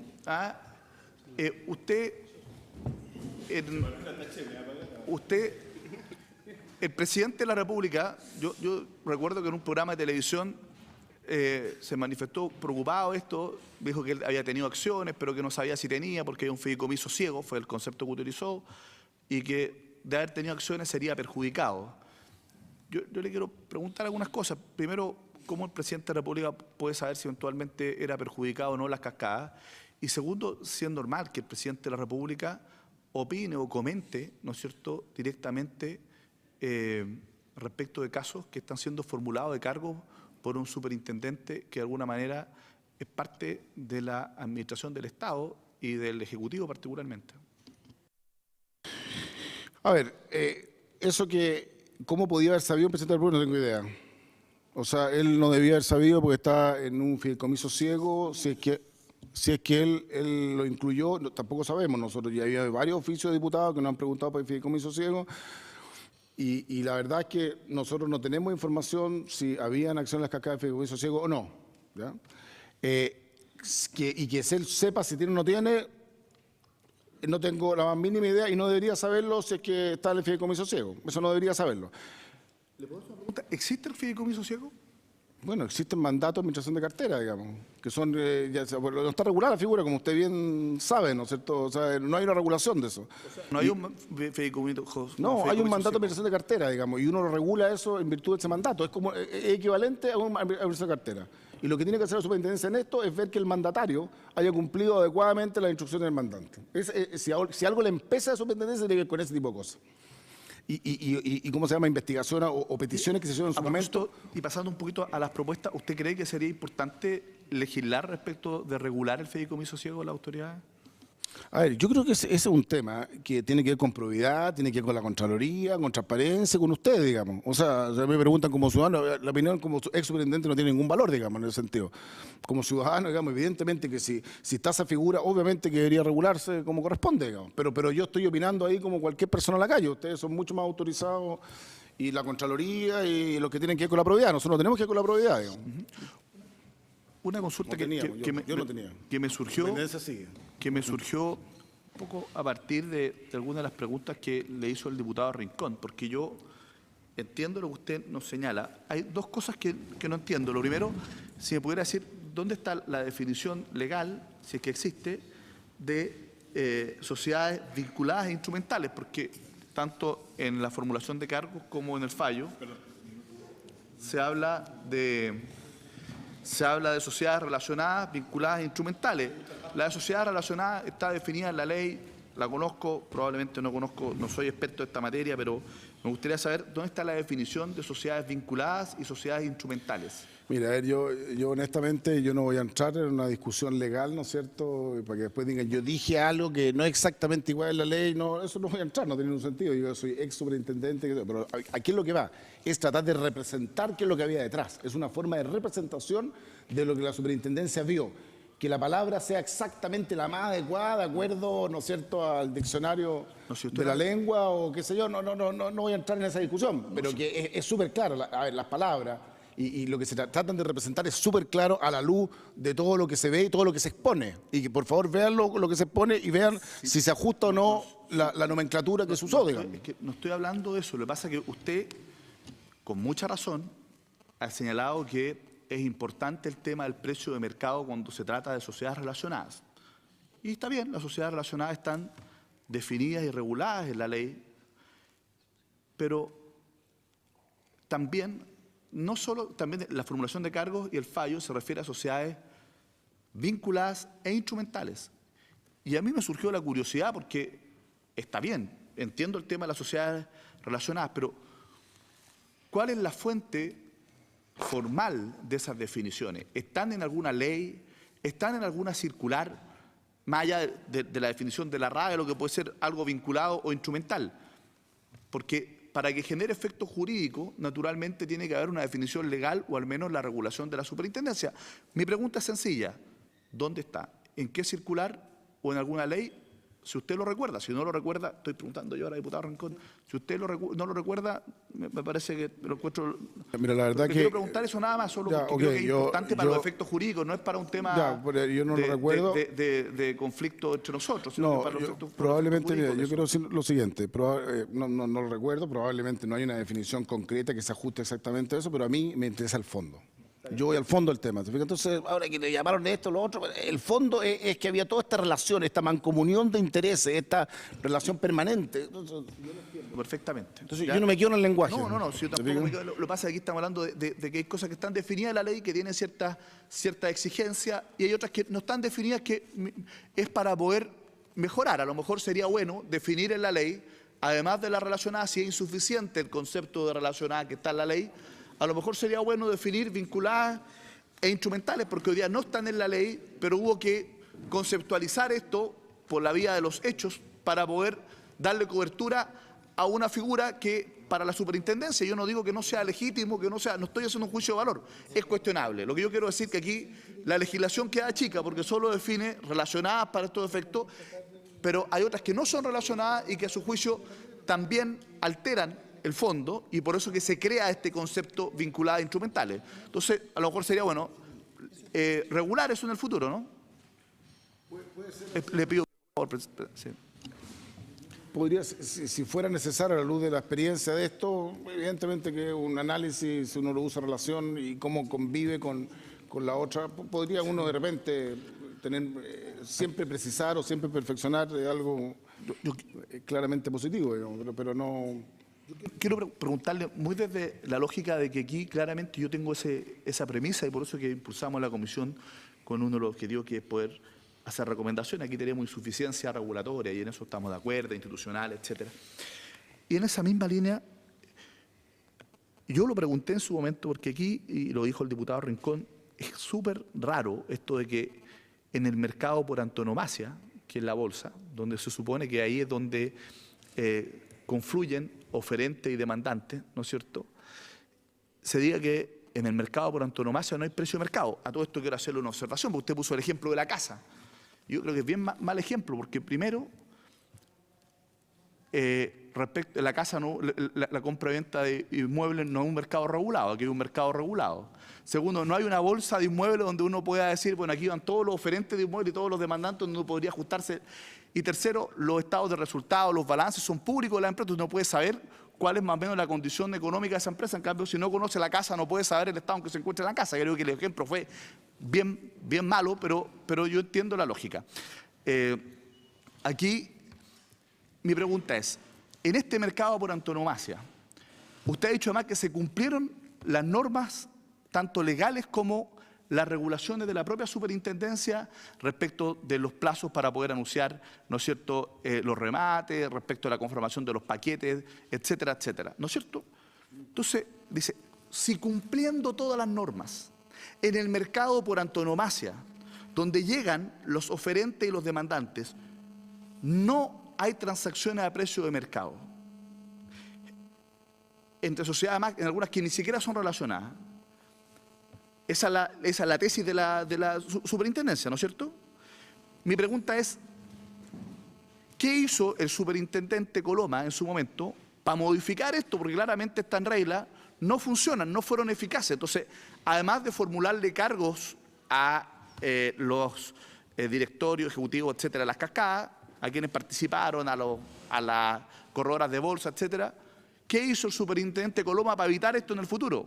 ¿Dictó alguna circular? ¿Modificó este tema? Porque si cumpliendo con la norma se pueden hacer transacciones en la bolsa que no son a precio de mercado, yo imagino que los inversionistas extranjeros deben estar bien preocupados de invertir en la bolsa chilena si les decimos que aquí se cumplen todas las normas, pero igual en el mercado por antonomasia las transacciones no son a valor de mercado. Entonces mi pregunta es, en el ejercicio de sus facultades, ¿qué hizo usted para modificar esto que claramente a su juicio es insuficiente para poder garantizar un precio de mercado y en definitiva una puja suficiente dentro de la bolsa? Mira, a ver, yo voy a repetir el mismo ejemplo que di el otro día, porque creo que es lo más sintomático. O sea, queda absolutamente claro que uno cumpliendo con todas las formalidades, ¿ya?, del mercado, con los plazos mínimos de difusión y todo, uno igual puede afectar, ¿no es cierto?, o tener alguna infracción o estar infraccionando algún artículo de la ley de sociedad anónima o de valores. En el caso particular, ¿no es cierto?, todo lo que tiene que ver con interés social son artículos de la ley de sociedad anónima y que la superintendencia formuló cargo y después sancionó por su incumplimiento. Y el ejemplo del remate cuando alguien va a vender algo, en la parte cuando las cascadas salían a comprar, es el mejor ejemplo. Y no hay cómo uno puede decir que se prohíben los remates, entonces se acabó, nunca puede haber remate porque se puede. No, porque si uno esto se podría dar en cualquier ámbito de la vida, digamos. Y después le voy a dar otro ejemplo del mercado de las casas, a pesar de que no le gusta mucho, digamos. Pero yo le voy a dar un ejemplo en la misma línea. Pero salen a vender un paquete, ¿ya? Entonces, veamos el caso más extremo, digamos, de la sociedad relacionada, o sea, directamente del señor Ponce, ¿ya? Es un remate, difusión mínima 20 horas, 22 horas. Perfecto, se cumplió, ¿ya? Precio mínimo del remate. Y ahí es donde uno dice, no cuesta nada, ¿ya? No cuesta nada. Si el precio, pongámonos de acuerdo por un minuto, digamos, por un segundo, supongamos que el precio debiera ser 100. Estamos todos de acuerdo que ese es el precio. Me da lo mismo cuál precio sea, porque sobre el precio que me den, le hago el ejemplo, ¿ya? 100. ¿Ya? Y sale esta sociedad a decir, yo precio mínimo 110. Cumplir difusión 20 horas, perfecto, 110 pesos mínimo. En un mercado, ¿no es cierto?, con toda la información que existe, estado financiero y todo, si decíamos que el precio era 100, ese debería ser el precio de mercado, evidentemente que no va a salir nadie, ¿no es cierto?, que esté persiguiendo su propio interés social a comprarla a 110, porque valen 100, eso es el precio que no hemos puesto de acuerdo que es lo que vale. Pero ¿qué pasa si yo controlo una sociedad, ¿no es cierto?, que son las cascadas, y la hago concurrir a comprar a 110. ¿Se produjo la transacción? Sí, se produjo. ¿Se difundió adecuadamente? Sí. ¿Pero se respetó el interés social o se protegió el interés social? No. Esa es la presunción de la superintendencia, ¿no es cierto?, para el caso que estamos hablando. Porque la hizo comprar un precio sobre mercado, aparentemente. ¿Ve? Y se pudo hacer. Entonces, ¿qué se puede hacer? ¿Se prohíben los remates? No. Hay un tema de gobierno corporativo. Los gobiernos corporativos siempre deberían estar mirando, ¿no es cierto? Ahora, todas las operaciones, por mucho que hayan estado acogidos a habitualidad, que es un tema que voy a hablar después en las propuestas, y algo dije la vez pasada, digamos, todas esas operaciones tienen que ser en el mejor interés social, ¿ya? Y cuando no pasan por la política de habitualidad, ellos deberían siempre pronunciarse respecto a la conveniencia o no conveniencia. Yo creo que hay un problema que tenemos y que hay que modificar la ley. Estoy proponiendo, y lo estoy proponiendo ahora y no antes, porque y por eso que yo no quise venir, y lo mismo se habría dado si hubiera sido superintendente, que no podría haber entrado en soluciones mientras el caso estaba en desarrollo, digamos. Entonces me dice, ¿qué hice yo? No podía hacerlo porque estaba en desarrollo. Pero ahora yo puedo proponerlo y lo voy a proponer, digamos.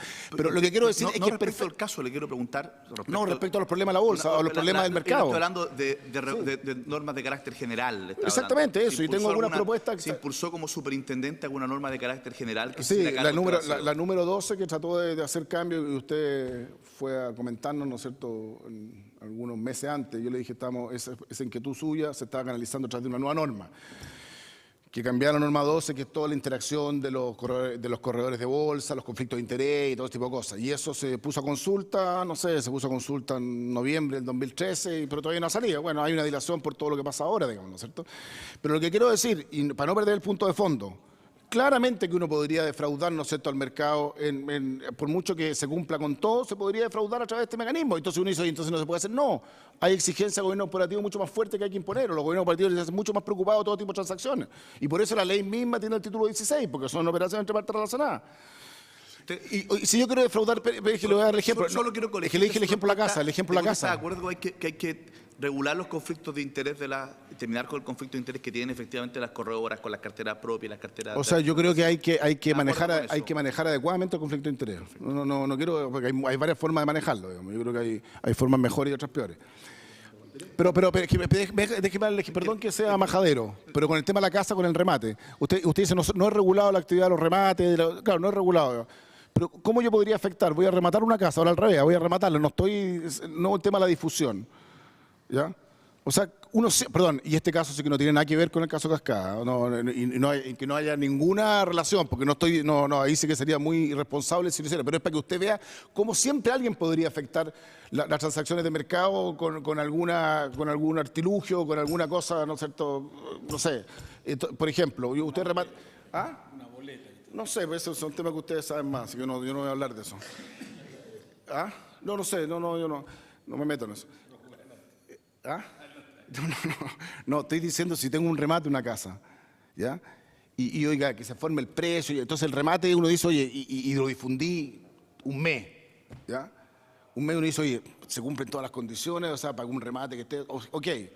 Y uno podría asegurar siempre de que se dio el mejor precio de mercado. Bueno, hay una presunción en ese caso particular que sí, pero si después me dicen, mira, resulta que yo a los potenciales clientes, hubo un cliente que llegó y dejó amarrado en su casa a los otros oferentes para que no fueran al remate, o los bloqueó de alguna forma, claro, se remató, pero claro, siempre uno puede afectar el resultado, y eso no quiere decir que el mercado sea malo ni nada, eso requiere después ver, oye, revisar si hubo en el fondo, se dieron las condiciones válidas, no estoy hablando del remate de la casa, o el corredor, podría decir el corredor le dio más la hora al resto, no sé, uno siempre podría pensar en cosas de ese tipo.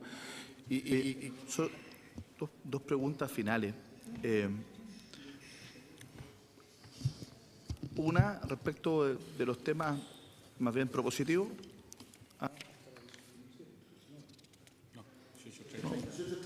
Para que alcance, por 15 minutos, ¿le parece, no? Para que alcance las preguntas. Es que la propuesta... Solamente con el solo fin, presidente, de que el señor superintendente, que le pedimos la vez pasada, pueda exponer ante la comisión un conjunto de propuestas que es esencial. Perfecto, sí. Yo le quiero hacer una pregunta sobre ese punto y darle la palabra al diputado Santana y que nos pueda responder, porque le he preguntado sobre eso. Ya, vamos a prorrogar hasta las 19 horas con ese objetivo, o 18:45, ¿le parece? ¿Ya? Hasta las 7, ya, bueno, hasta las 7. Bueno, yo dos preguntas nada más. Una pregunta respecto de un tema que creo que se me quedó en el tintero, y otra sobre el tema de las propuestas, y después le doy la palabra al diputado Santana. La primera es que, como el presidente Piñera en una entrevista dijo que estaba preocupado del caso Cascada, ¿usted se le manifestó de alguna manera esa preocupación del gobierno a través del ministro de Hacienda, del propio presidente? ¿Tuvo alguna señal por parte de la autoridad política respecto de este caso? Yo lo dije en una entrevista al Mercurio. Hace un par de semanas, que este caso, o sea, lo que dije formalmente, que con el único que había hablado algo reservado era con el ministro de Hacienda, que lo dije, no sé, una semana o 2 semanas antes que se hiciera público, porque me parecía, y eso lo habíamos hablado mucho antes, pero en el sentido de que mire, si llega esto a pasar en algo, pero era un tema público esto. Si este tema público, después de la denuncia de Moneda o de que la Junta de Accionistas, Moneda y la AFP hicieron este punto y dijeron que venía la superintendencia, eso lo informaron, o sea, no fue una cosa reservada, fue con mucha difusión. Antes, entonces, con el ministro también? No, momento, lo que estoy diciendo es que era un tema público, era obvio, ¿ya? Que era público desde muchos meses antes. Entonces, lo que yo tenía claro, y yo le había dicho a él, mira, si llega a haber algo aquí... ¿Cuándo le dijo eso al ministro? Si llega a haber algo, ¿cuándo? Probablemente cuando se hizo público... Probablemente con todo este tema de la AFP, porque ahí evidentemente que hay una inquietud. O sea, usted no se imagina la cantidad de periodistas que a mí me asaltaban después de cada seminario, desde ese momento de la AFP hasta al final diciendo, ¿y qué pasa con esto? Y yo obviamente, en su versión totalmente hermética, les decía, estamos en el fondo procesando la información. Esa era mi respuesta tipo, ¿ya? Y no sé cuántas veces la habré dado. Puede ser la respuesta que más di mientras estuve, porque me preguntaron muchísimo. Entonces, el ministro, obviamente que sabían que había una acumulación de información, que había un proceso, acumulación de información, porque la AFP y todo lo había hecho pública. Y yo le dije en su momento, mira, si es que llega esto a llegar si hay alguna cosa concreta de formulación de cargo, qué sé yo te voy a avisar justo al final, para que no te pille en desprovisto. Eso era básicamente el tema. Entonces, pero que era un tema público, pero eso revisen los diarios desde 2012, mitad de 2012, o julio del 2012, o agosto del 2012, hasta no sé cuánto tiempo, digamos. O sea, que había una preocupación y había mucha inquietud, y por qué se demora tanto la superintendencia, eso es lo que me decían los periodistas, y qué está pasando, y qué sé yo. Eso era, o sea, no puede haber sido más acontecido el periodo previo, digamos. Lo entiendo, y esa inquietud también la tenía el gobierno, pero ¿qué ministro? Entiendo el ministro de Hacienda. No, Hacienda, porque yo me entiendo. Hacienda, sí. Me vinculo con el gobierno a través de Hacienda. Entonces, obviamente que yo no le podía, o sea, él no podía informarse por el diario. No, por supuesto. No, yo la última pregunta, con respecto a la comparación entre el sistema chileno y otro, por ejemplo, los Estados Unidos, el controlador es difuso y puede controlar con un 15%. En Chile se controla con 67%. De su perspectiva, ¿cuál sería la modificación legal que recomendaría esta comisión para desconcentrar el mercado de valores y darle mayor profundidad a las transacciones? Es una pregunta que no le puedo contestar en poco tiempo, digamos, sobre todo que yo quiero leer mis propuestas después, digamos. Diputado Santana. Gracias, presidente. Sí, muy bien. Yo quiero agradecer al presidente del Partido Socialista que esté aquí hoy día presente, porque creo que eso mejora. Oiga, bueno, yo creo que se ha hecho un esfuerzo a ir a la forma y no al fondo. Hoy día estamos frente a una defraudación importante, sí, pero yo creo que el ex superintendente hubo un proceso, ¿cierto? Ese proceso ya todos conocemos que se sobreselló esa investigación. Entonces, señor superintendente, sin lugar a duda, aquí estamos ante un delito, ante un fraude millonario, y como dije, creo que no nos tenemos que concentrar principalmente en la forma, sobre todo que se han ido, todas estas desacreditaciones que ha habido en el pasado, se han ido cayendo por sí solas. Entonces, creo que es importante que esta comisión investigadora, más que vincular defensas corporativas a terceros que están involucrados en este fraude, usted pueda hacer referencia. Yo creo que los hechos están relativamente conocidos. Ahora es importante saber cuáles son las propuestas. Se habla de propuestas de carácter legislativo, pero también siento que yo creo que es fundamental entender que en el mercado todo es relativo. El mercado es relativo desde el punto de vista de los valores. Lo que importa es básicamente la volatilidad que existe y que eso obviamente tienen distintos parámetros para ir configurando presuntas irregularidades. Y no solamente se ven en el mercado accionario, se ven en distintas transacciones de banco, ¿cierto? Que dependiendo si tienen alguna transacción que no tiene consistencia, no tiene frecuencia, se hace o no es de régimen, ¿cierto? Tiene una observación y se tratan de colocar ahí los controles. Del punto de vista de sistema, del punto de vista de variaciones econométricas o que vayan determinando ciertas presuntas irregularidades, ¿qué tiene la superintendencia hoy día en materia de software? ¿Hubo alguna mejora de eso? ¿Hay alguna propuesta que se haya hecho posterior a haber determinado esta situación del caso Cascada? Porque, o si no, si mañana vuelve a existir una situación de este tipo, la idea es que no podamos estar debatiendo, ¿cierto?, si fue filtrado por A, por B, por C, sino que podamos ver cómo la institucionalidad y principalmente el tema de de control de los sistemas, de la oposición, que tienen que existir, ¿cierto? Estas operaciones existen. Así que me gustaría, si puedo hacer referencia, porque muchas cosas no se resuelven legislativamente, sino que se resuelven por la sistematización que tengan estas operaciones. Gracias, señor presidente. Gracias por la pregunta, porque la verdad que ese es un tema bien relevante, cómo mejorar las capacidades de la superintendencia en todo lo que es supervisión y fiscalización de mercados financieros. Y efectivamente, en el presupuesto del 2013, a ver, sí, debe haber sido el 2013, se pidió una partida de estos unos fondos relativamente importantes para comprar unos software muy de última generación que tienen las bolsas afuera, el Nasdaq, y ellos mismos han hecho asesoría al interior del MILA. Voy a hablar algo de eso, digamos, porque precisamente fue una inquietud que también se traspasó para el MILA, en términos de mejorar, y tienen unos modelos bien sofisticados, y efectivamente se planteó la ley de presupuesto y se dio, era como una cosa secuencial. A ver, una parte lo dieron para hacer el análisis, el levantamiento de cómo comprar, no sé, cómo conseguirse evaluar el mejor software que pudiese para efectos y de última generación, para efectos de tener mucho más facilidades para detectar comportamientos raros, y no pensando en el caso de Cascada, sino que en términos generales, digamos, porque la verdad que el mercado, el volumen de transacciones creciente, digamos, es súper complejo, y yo creo que sin duda alguna hay que hacer un upgrading, un mejoramiento, digamos, en toda esa capacidad, y así lo hicimos ver en el presupuesto, y nos dieron una parte del presupuesto en su momento para la parte previa, como para la evaluación del proyecto inicial, digamos. Y después suponía que viene, me imagino para el próximo año, para este año tendrán que dar, ¿no es cierto?, para comprar los software y qué sé yo, pero es un tema tremendamente relevante. Ahora, a la luz del MILA, también me tocó, yo era miembro, bueno, Colombia, Chile, Perú, una de las grandes tareas, porque había un financiamiento del BID a cosas que ayudaran a la integración. Eso era un poco, entonces estaban dispuestos a hacer líneas de investigación para tratar de ver cosas que pudieran servir para esto. Y el tema prioritario que se planteó para este año, o sea, sí, que desarrollaba durante el 2014 básicamente, era precisamente cómo mejorar la supervisión en un sentido integrado y cómo el software, tratar de hacer un mejoramiento simultáneo en todos los países que estaban perteneciendo en el MILA a otros países, y el BID, ¿no es cierto?, iba a prestar, o sea, iba a poner fondos para hacer los análisis, y parte de lo mismo que tenía que ver con nuestra inquietud que estábamos canalizando la ley de presupuesto, digamos, pero a un nivel, una escala mayor, digamos, porque además está la integración de por medio, pero el tema de mejorar la supervisión, de meter las mejores herramientas, la gente más calificada, es un tema clave. O sea, yo creo que eso es precisamente uno de los temas que debiera surgir con mucha fuerza, del desarrollo y capacitar y tener el personal más calificado y los software más calificados para una correcta supervisión del mercado de valores. Yo eso lo suscribo plenamente, ¿no?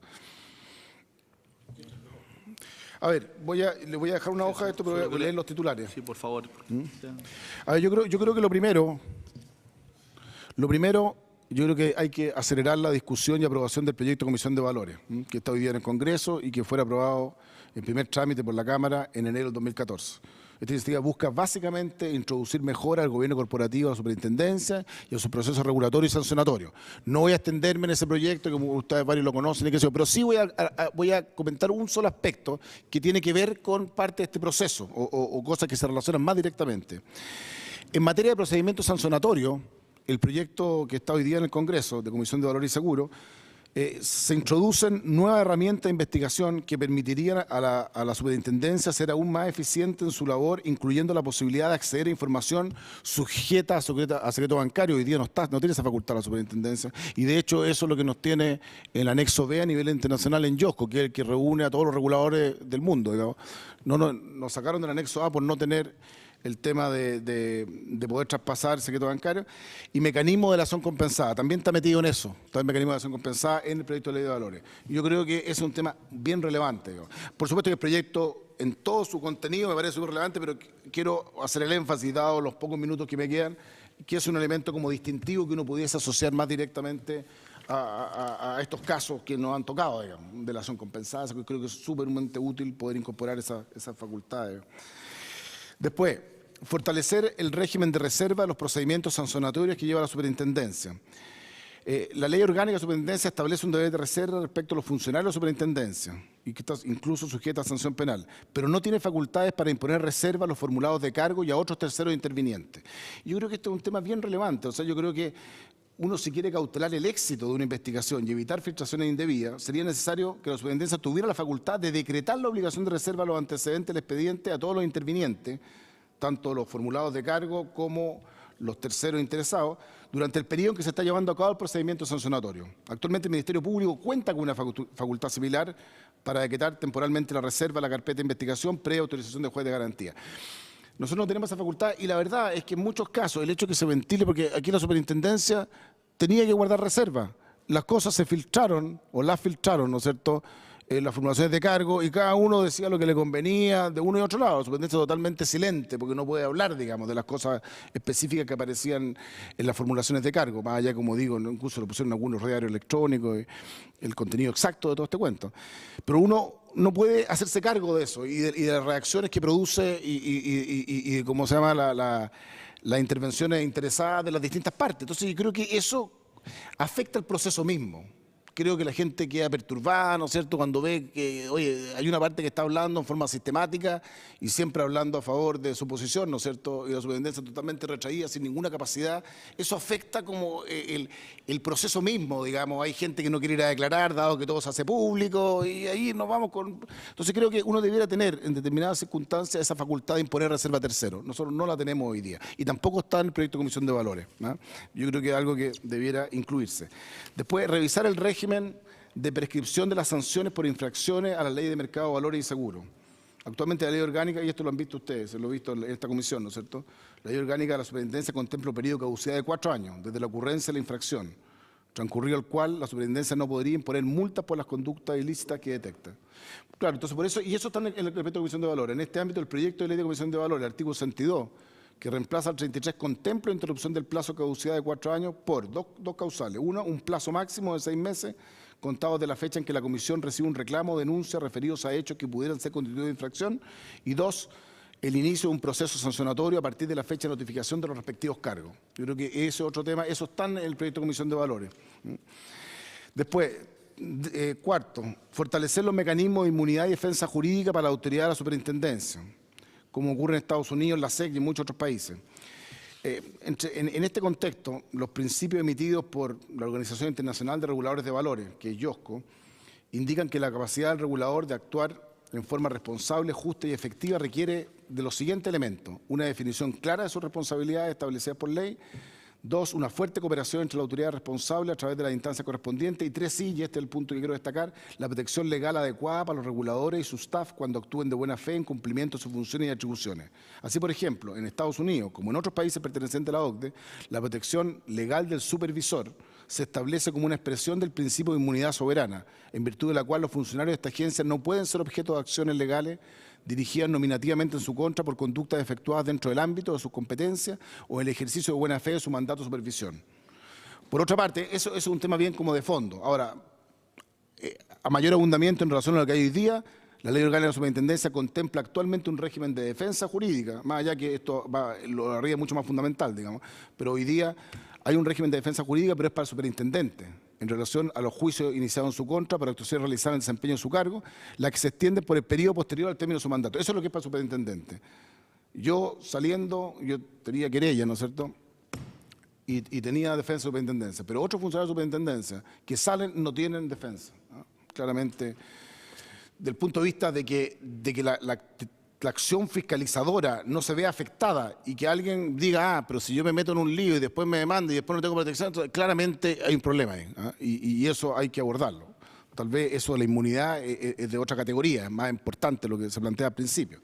Pero en todo caso, digamos, por lo menos esta defensa legal, dado como está el estatus actual, al resto de los funcionarios es claramente necesario, digamos. En este sentido, entre paréntesis, Chile ha recibido recomendaciones explícitas de diversos organismos internacionales respecto a la necesidad de mejorar la protección legal de su personal. Y aquí cosas más concretas del mercado bursátil.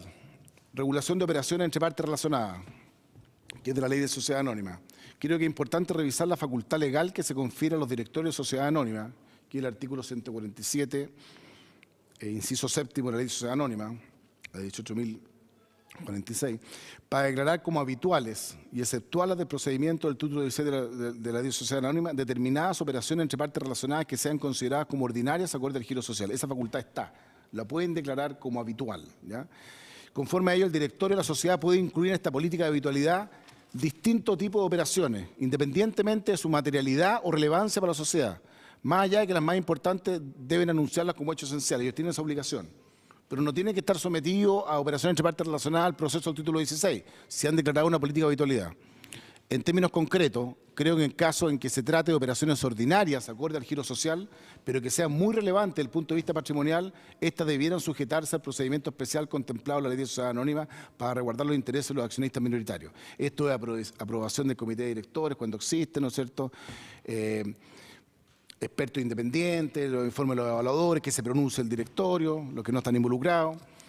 Entonces, que eso no se pueda declarar cuando son operaciones materialmente importantes, que no se puedan meter dentro del paraguas de la política de habitualidad general que la ley hoy día permite, pero hacer esa excepción cuando son operaciones muy importantes desde el punto de vista patrimonial.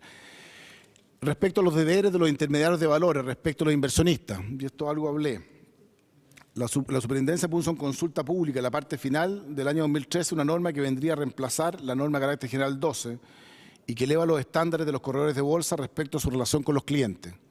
Dentro de los temas que se destacan están los de manejo de los conflictos de interés, y esto tiene que ver con información a clientes sobre conflictos de interés en negociaciones y recomendaciones, difusión de políticas de remuneraciones que eviten conflictos, mayor claridad a clientes respecto con quién opera, si es regulado o no regulado, y adecuada información sobre el criterio de asignación de operaciones. Después está el tema del perfilamiento de los clientes, necesidad de determinar productos y servicios acorde al perfil, no ofrecer producto inadecuado al perfil y advertencia en caso de requerimiento del cliente. Si el cliente dice, mira, no importa todo lo que usted me dice, ya ok, gracias, pero yo igual voy a operar. Bueno, que se le advierta que en el fondo no está acorde a su perfil ese producto.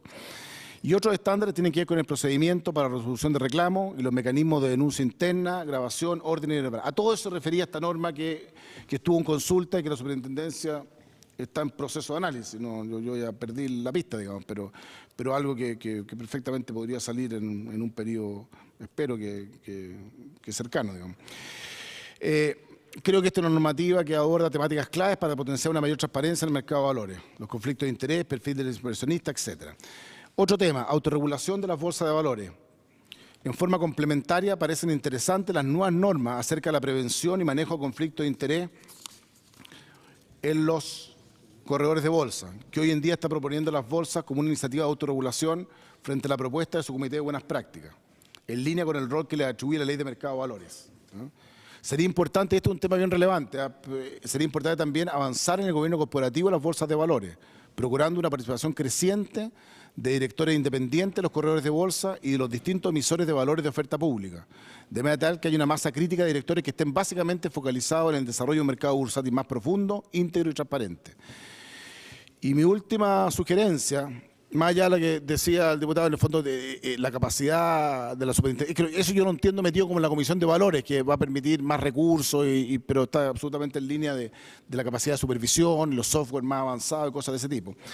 Pero respecto a ciertas operaciones bursátiles, yo creo que a la luz de la experiencia del caso Cascada parece prudente revisar distintos aspectos de la normativa bursátil vigente. En particular, debiera analizarse la eventual prohibición de operaciones directas de carácter automático, ¿no?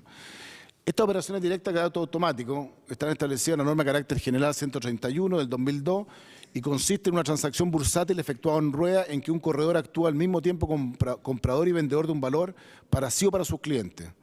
La operación directa por un monto máximo, esta puede ser por un monto máximo hasta 30.000 UF, puede ser cerrada automáticamente, o sea, la automática puede ser hasta un monto máximo de 30.000 UF, sin necesidad de difusión previa, siempre que corresponda un valor de presencia bursátil y que al momento de su ingreso sea mejor que los precios de la mejor oferta de compra y de venta vigente que conforman la horquilla. Este es un tema bastante técnico, hay algunas restricciones que para poder hacer esa OD automática tiene que haber algún volumen de mercado, y esto fue una de las cosas que sancionaron al corredor de bolsa por esta OD automática. O sea, yo creo que es un tema que de verdad uno debería pensar en una eventual prohibición de ese tipo de operaciones, la OD automática, operaciones directas automáticas.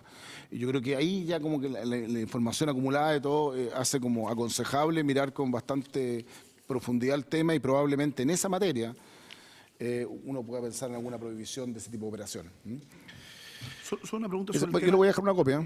Solo respecto al tema de los deberes de información, de cartera tercero, etcétera, las bolsas, ¿alguna sugerencia adicional respecto a lo que usted tenía en la propuesta de la norma que está en consulta?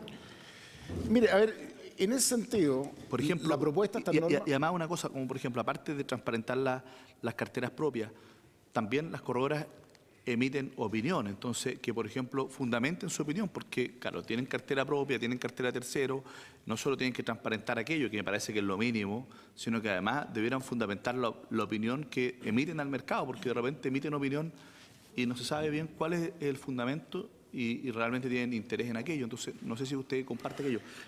Para que sea una sola, diputado Farca, diputada Melero, y después responde todo, diputado. Presidente, por su intermedio, yo quisiera volver sobre un tema que me preocupa. Yo sé que nos queda poco tiempo, pero preguntarle su opinión y agradecerle, por supuesto, que haya venido. Creo que muestra una muy buena voluntad.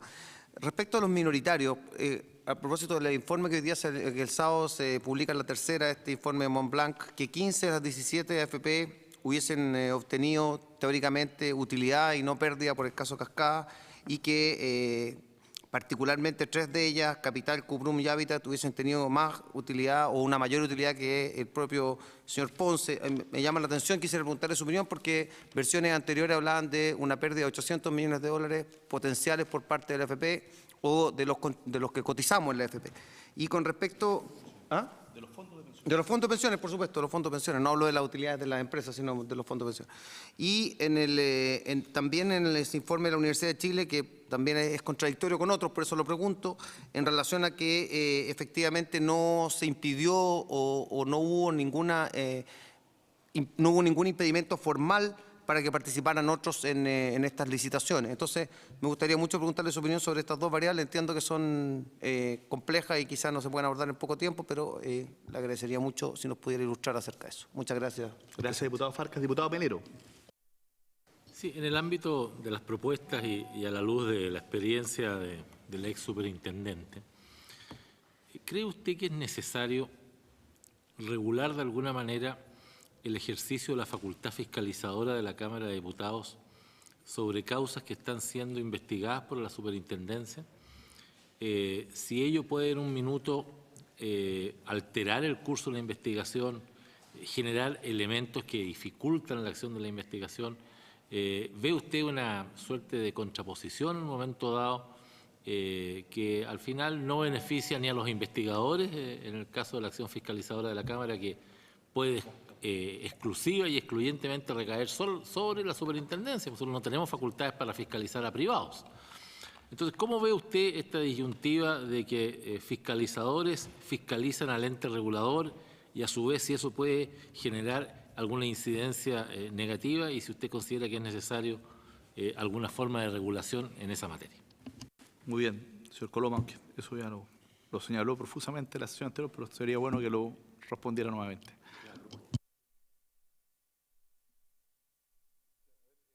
En relación a los conflictos de interés y a la explicitación de cartera propia, a ver, yo creo que ahí, y ojo que más allá de que la norma que estaba proponiendo entraba en el tema de conflicto de interés, esta norma especial que propuso el Comité de Autorregulación apunta exactamente a este tipo de cosas también. Y entiendo que al principio ellos habían dicho que la cartera se expusiera del momento, el día a día uno supiera cuál es la cartera. Pero ahí hubo un cambio en que dijeron mejor que tuviera un mes de rezago, para que en el fondo no hubiera como una copia de alguna estrategia de inversión. Entonces hay información como reservada. Yo creo que esa discusión es razonable, digamos. Acuérdense que la AFP, otro volumen, por cierto, la AFP no informan día a día sus posiciones, porque eso, si la informaran día a día, evidentemente que habría información que aprovecharían otros, ¿no es cierto?, y sus estrategias de inversión se verían afectadas, digamos. En el fondo es como una información que manejan ellos, que es privilegiado, que su análisis, su estudio, lo hacen público a todo el mundo, entonces evidentemente que eso hay un tema. Pero más allá de ese detalle que salió en la última versión que hacen este pequeño rezago, claramente va en esa dirección, y también todos los informes que están asociados a la corredora, y todo el tratamiento de estos informes, de las recomendaciones, que hacer el disclosure, o sea, hacer la apertura de exactamente sus intereses, eso todo está tratado, tanto la norma, cosas de la norma, como también en esta. Es bien interesante leérselo, y ustedes deberían tomarlo, ese documento como antecedente también de esta comisión, digamos, esa propuesta que hace el Comité de Buenas Prácticas. Perdón, disculpe por interrumpir. Si le parece a la comisión, le podemos solicitar a la bolsa si nos puede entregar ese. Yo creo que podría ser interesante eso. Sí. Después, en relación al tema de la AFP, a ver, y eso es lo que dije yo en la sesión pasada, que claramente, claro, o sea, que la AFP al final hayan tenido un balance positivo con las cascadas, ¿ya? Y yo no tengo los números finales, o sea, no, esos estudios no los leí, digamos, en su momento, y después tampoco no tenía un minuto para leerlos, pero partiendo de la base que eso es así, si fuera así, ¿no es cierto? Bueno, eso no quita que simultáneamente han tenido una pérdida por un conjunto de operaciones, que son las que están detrás de este esquema. O sea, ellos podrían haber ganado más, ¿ya? Ese es básicamente el tema, y por eso que ellos mismos han ilustrado, ¿no es cierto?, las cifras de pérdidas que han tenido como una ocasión de las distintas operaciones que fueron cuestionadas por la superintendencia. O sea, no son cosas incompatibles, pueden ir absolutamente a convivir las dos simultáneamente. Para entenderlo, perdón, pero para que nos quede todo prístinamente claro, eso quiere decir que efectivamente las AFP, aunque ganaron, pudiesen haber ganado mucho más de no mediar estas operaciones. Exactamente, pero lo que quiero decir, aunque ganaron en su inversión en las cascadas, no en estas operaciones, ¿ah? O sea, ese activo, no sé, por el subyacente que es Soquimich, ¿ah? En el tiempo, claro, y como Soquimich tuvo años muy buenos durante el 2008-2009, o sea, puede que ellos al final hayan ganado con su inversión. Pero en estas operaciones particulares, claramente se habrían visto afectadas o se vieron afectadas, y esos son las valoraciones que están haciendo ahora y que entregaron a la... Solo en el ámbito de las propuestas, como para complementar, si me brinda el diputado Melero, ¿y usted aconsejaría que también dentro de las propuestas pudiéramos tratar de evitar de que las administradoras de fondos de pensiones inviertan los recursos de los fondos de pensiones en cascadas y debieran concentrarse, digamos, en la... Yo no me atrevería a hacer esa sugerencia así directamente, ¿ah? Porque estas fueron autorizadas por la CCR, ¿no es cierto?, en su momento, porque tienen que ser AFPables y todo un procedimiento. Ahora, si ustedes me dicen, si les queman las cascadas, es un tema controversial a nivel internacional, ¿ah? Si en algunas partes se permite, en otras no.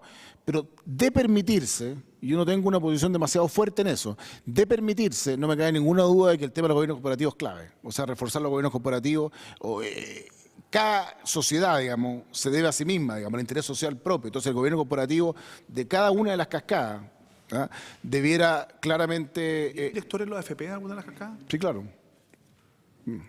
O sea, hay todo un tema ahí que es importante, digamos...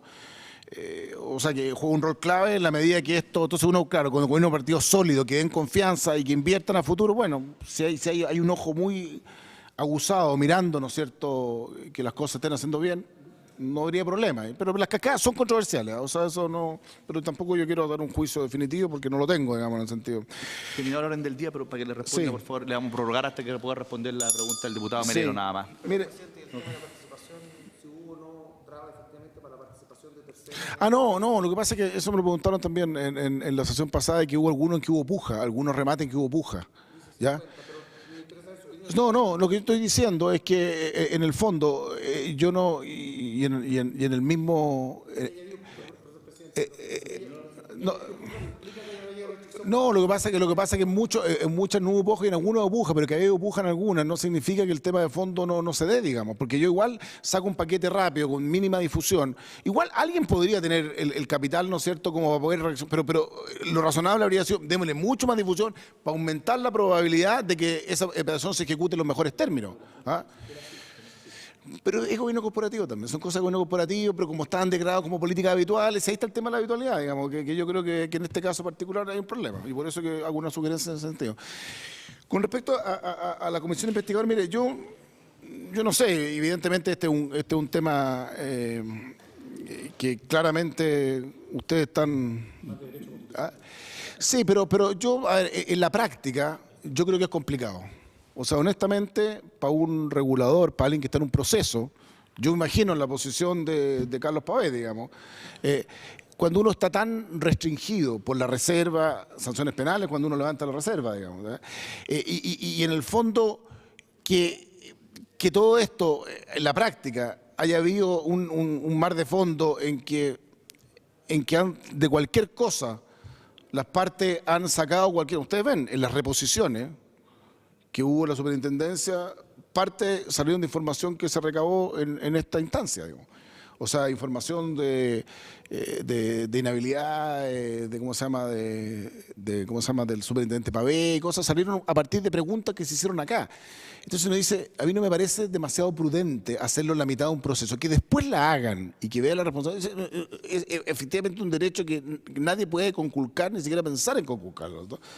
Entonces, y yo estoy de acuerdo, y lo dije eso públicamente, o sea, sí lo dije públicamente, que en el fondo a mí me parece bien, pero no el timing. A mí yo lo que discutía era el timing, no me parecía prudente. Para una autoridad, además, el que está en el proceso es complejo.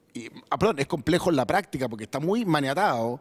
No puede responder con la solvencia que él podría responder si pudiera hacer todo público. Entonces aparece como que de repente se queda callado y está ocultando algo y en el fondo el deber de reserva que lo tiene absolutamente maniatado, digamos. Entonces no hay una posibilidad de responder adecuadamente, hay una utilización indirecta de terceros que se pueden aprovechar de este proceso y además un tema de tiempo no menor, ojo. Uno estas cosas me imagino que tienen que haberlas preparado y son varias sesiones que vienen y este trabajo es muy intenso.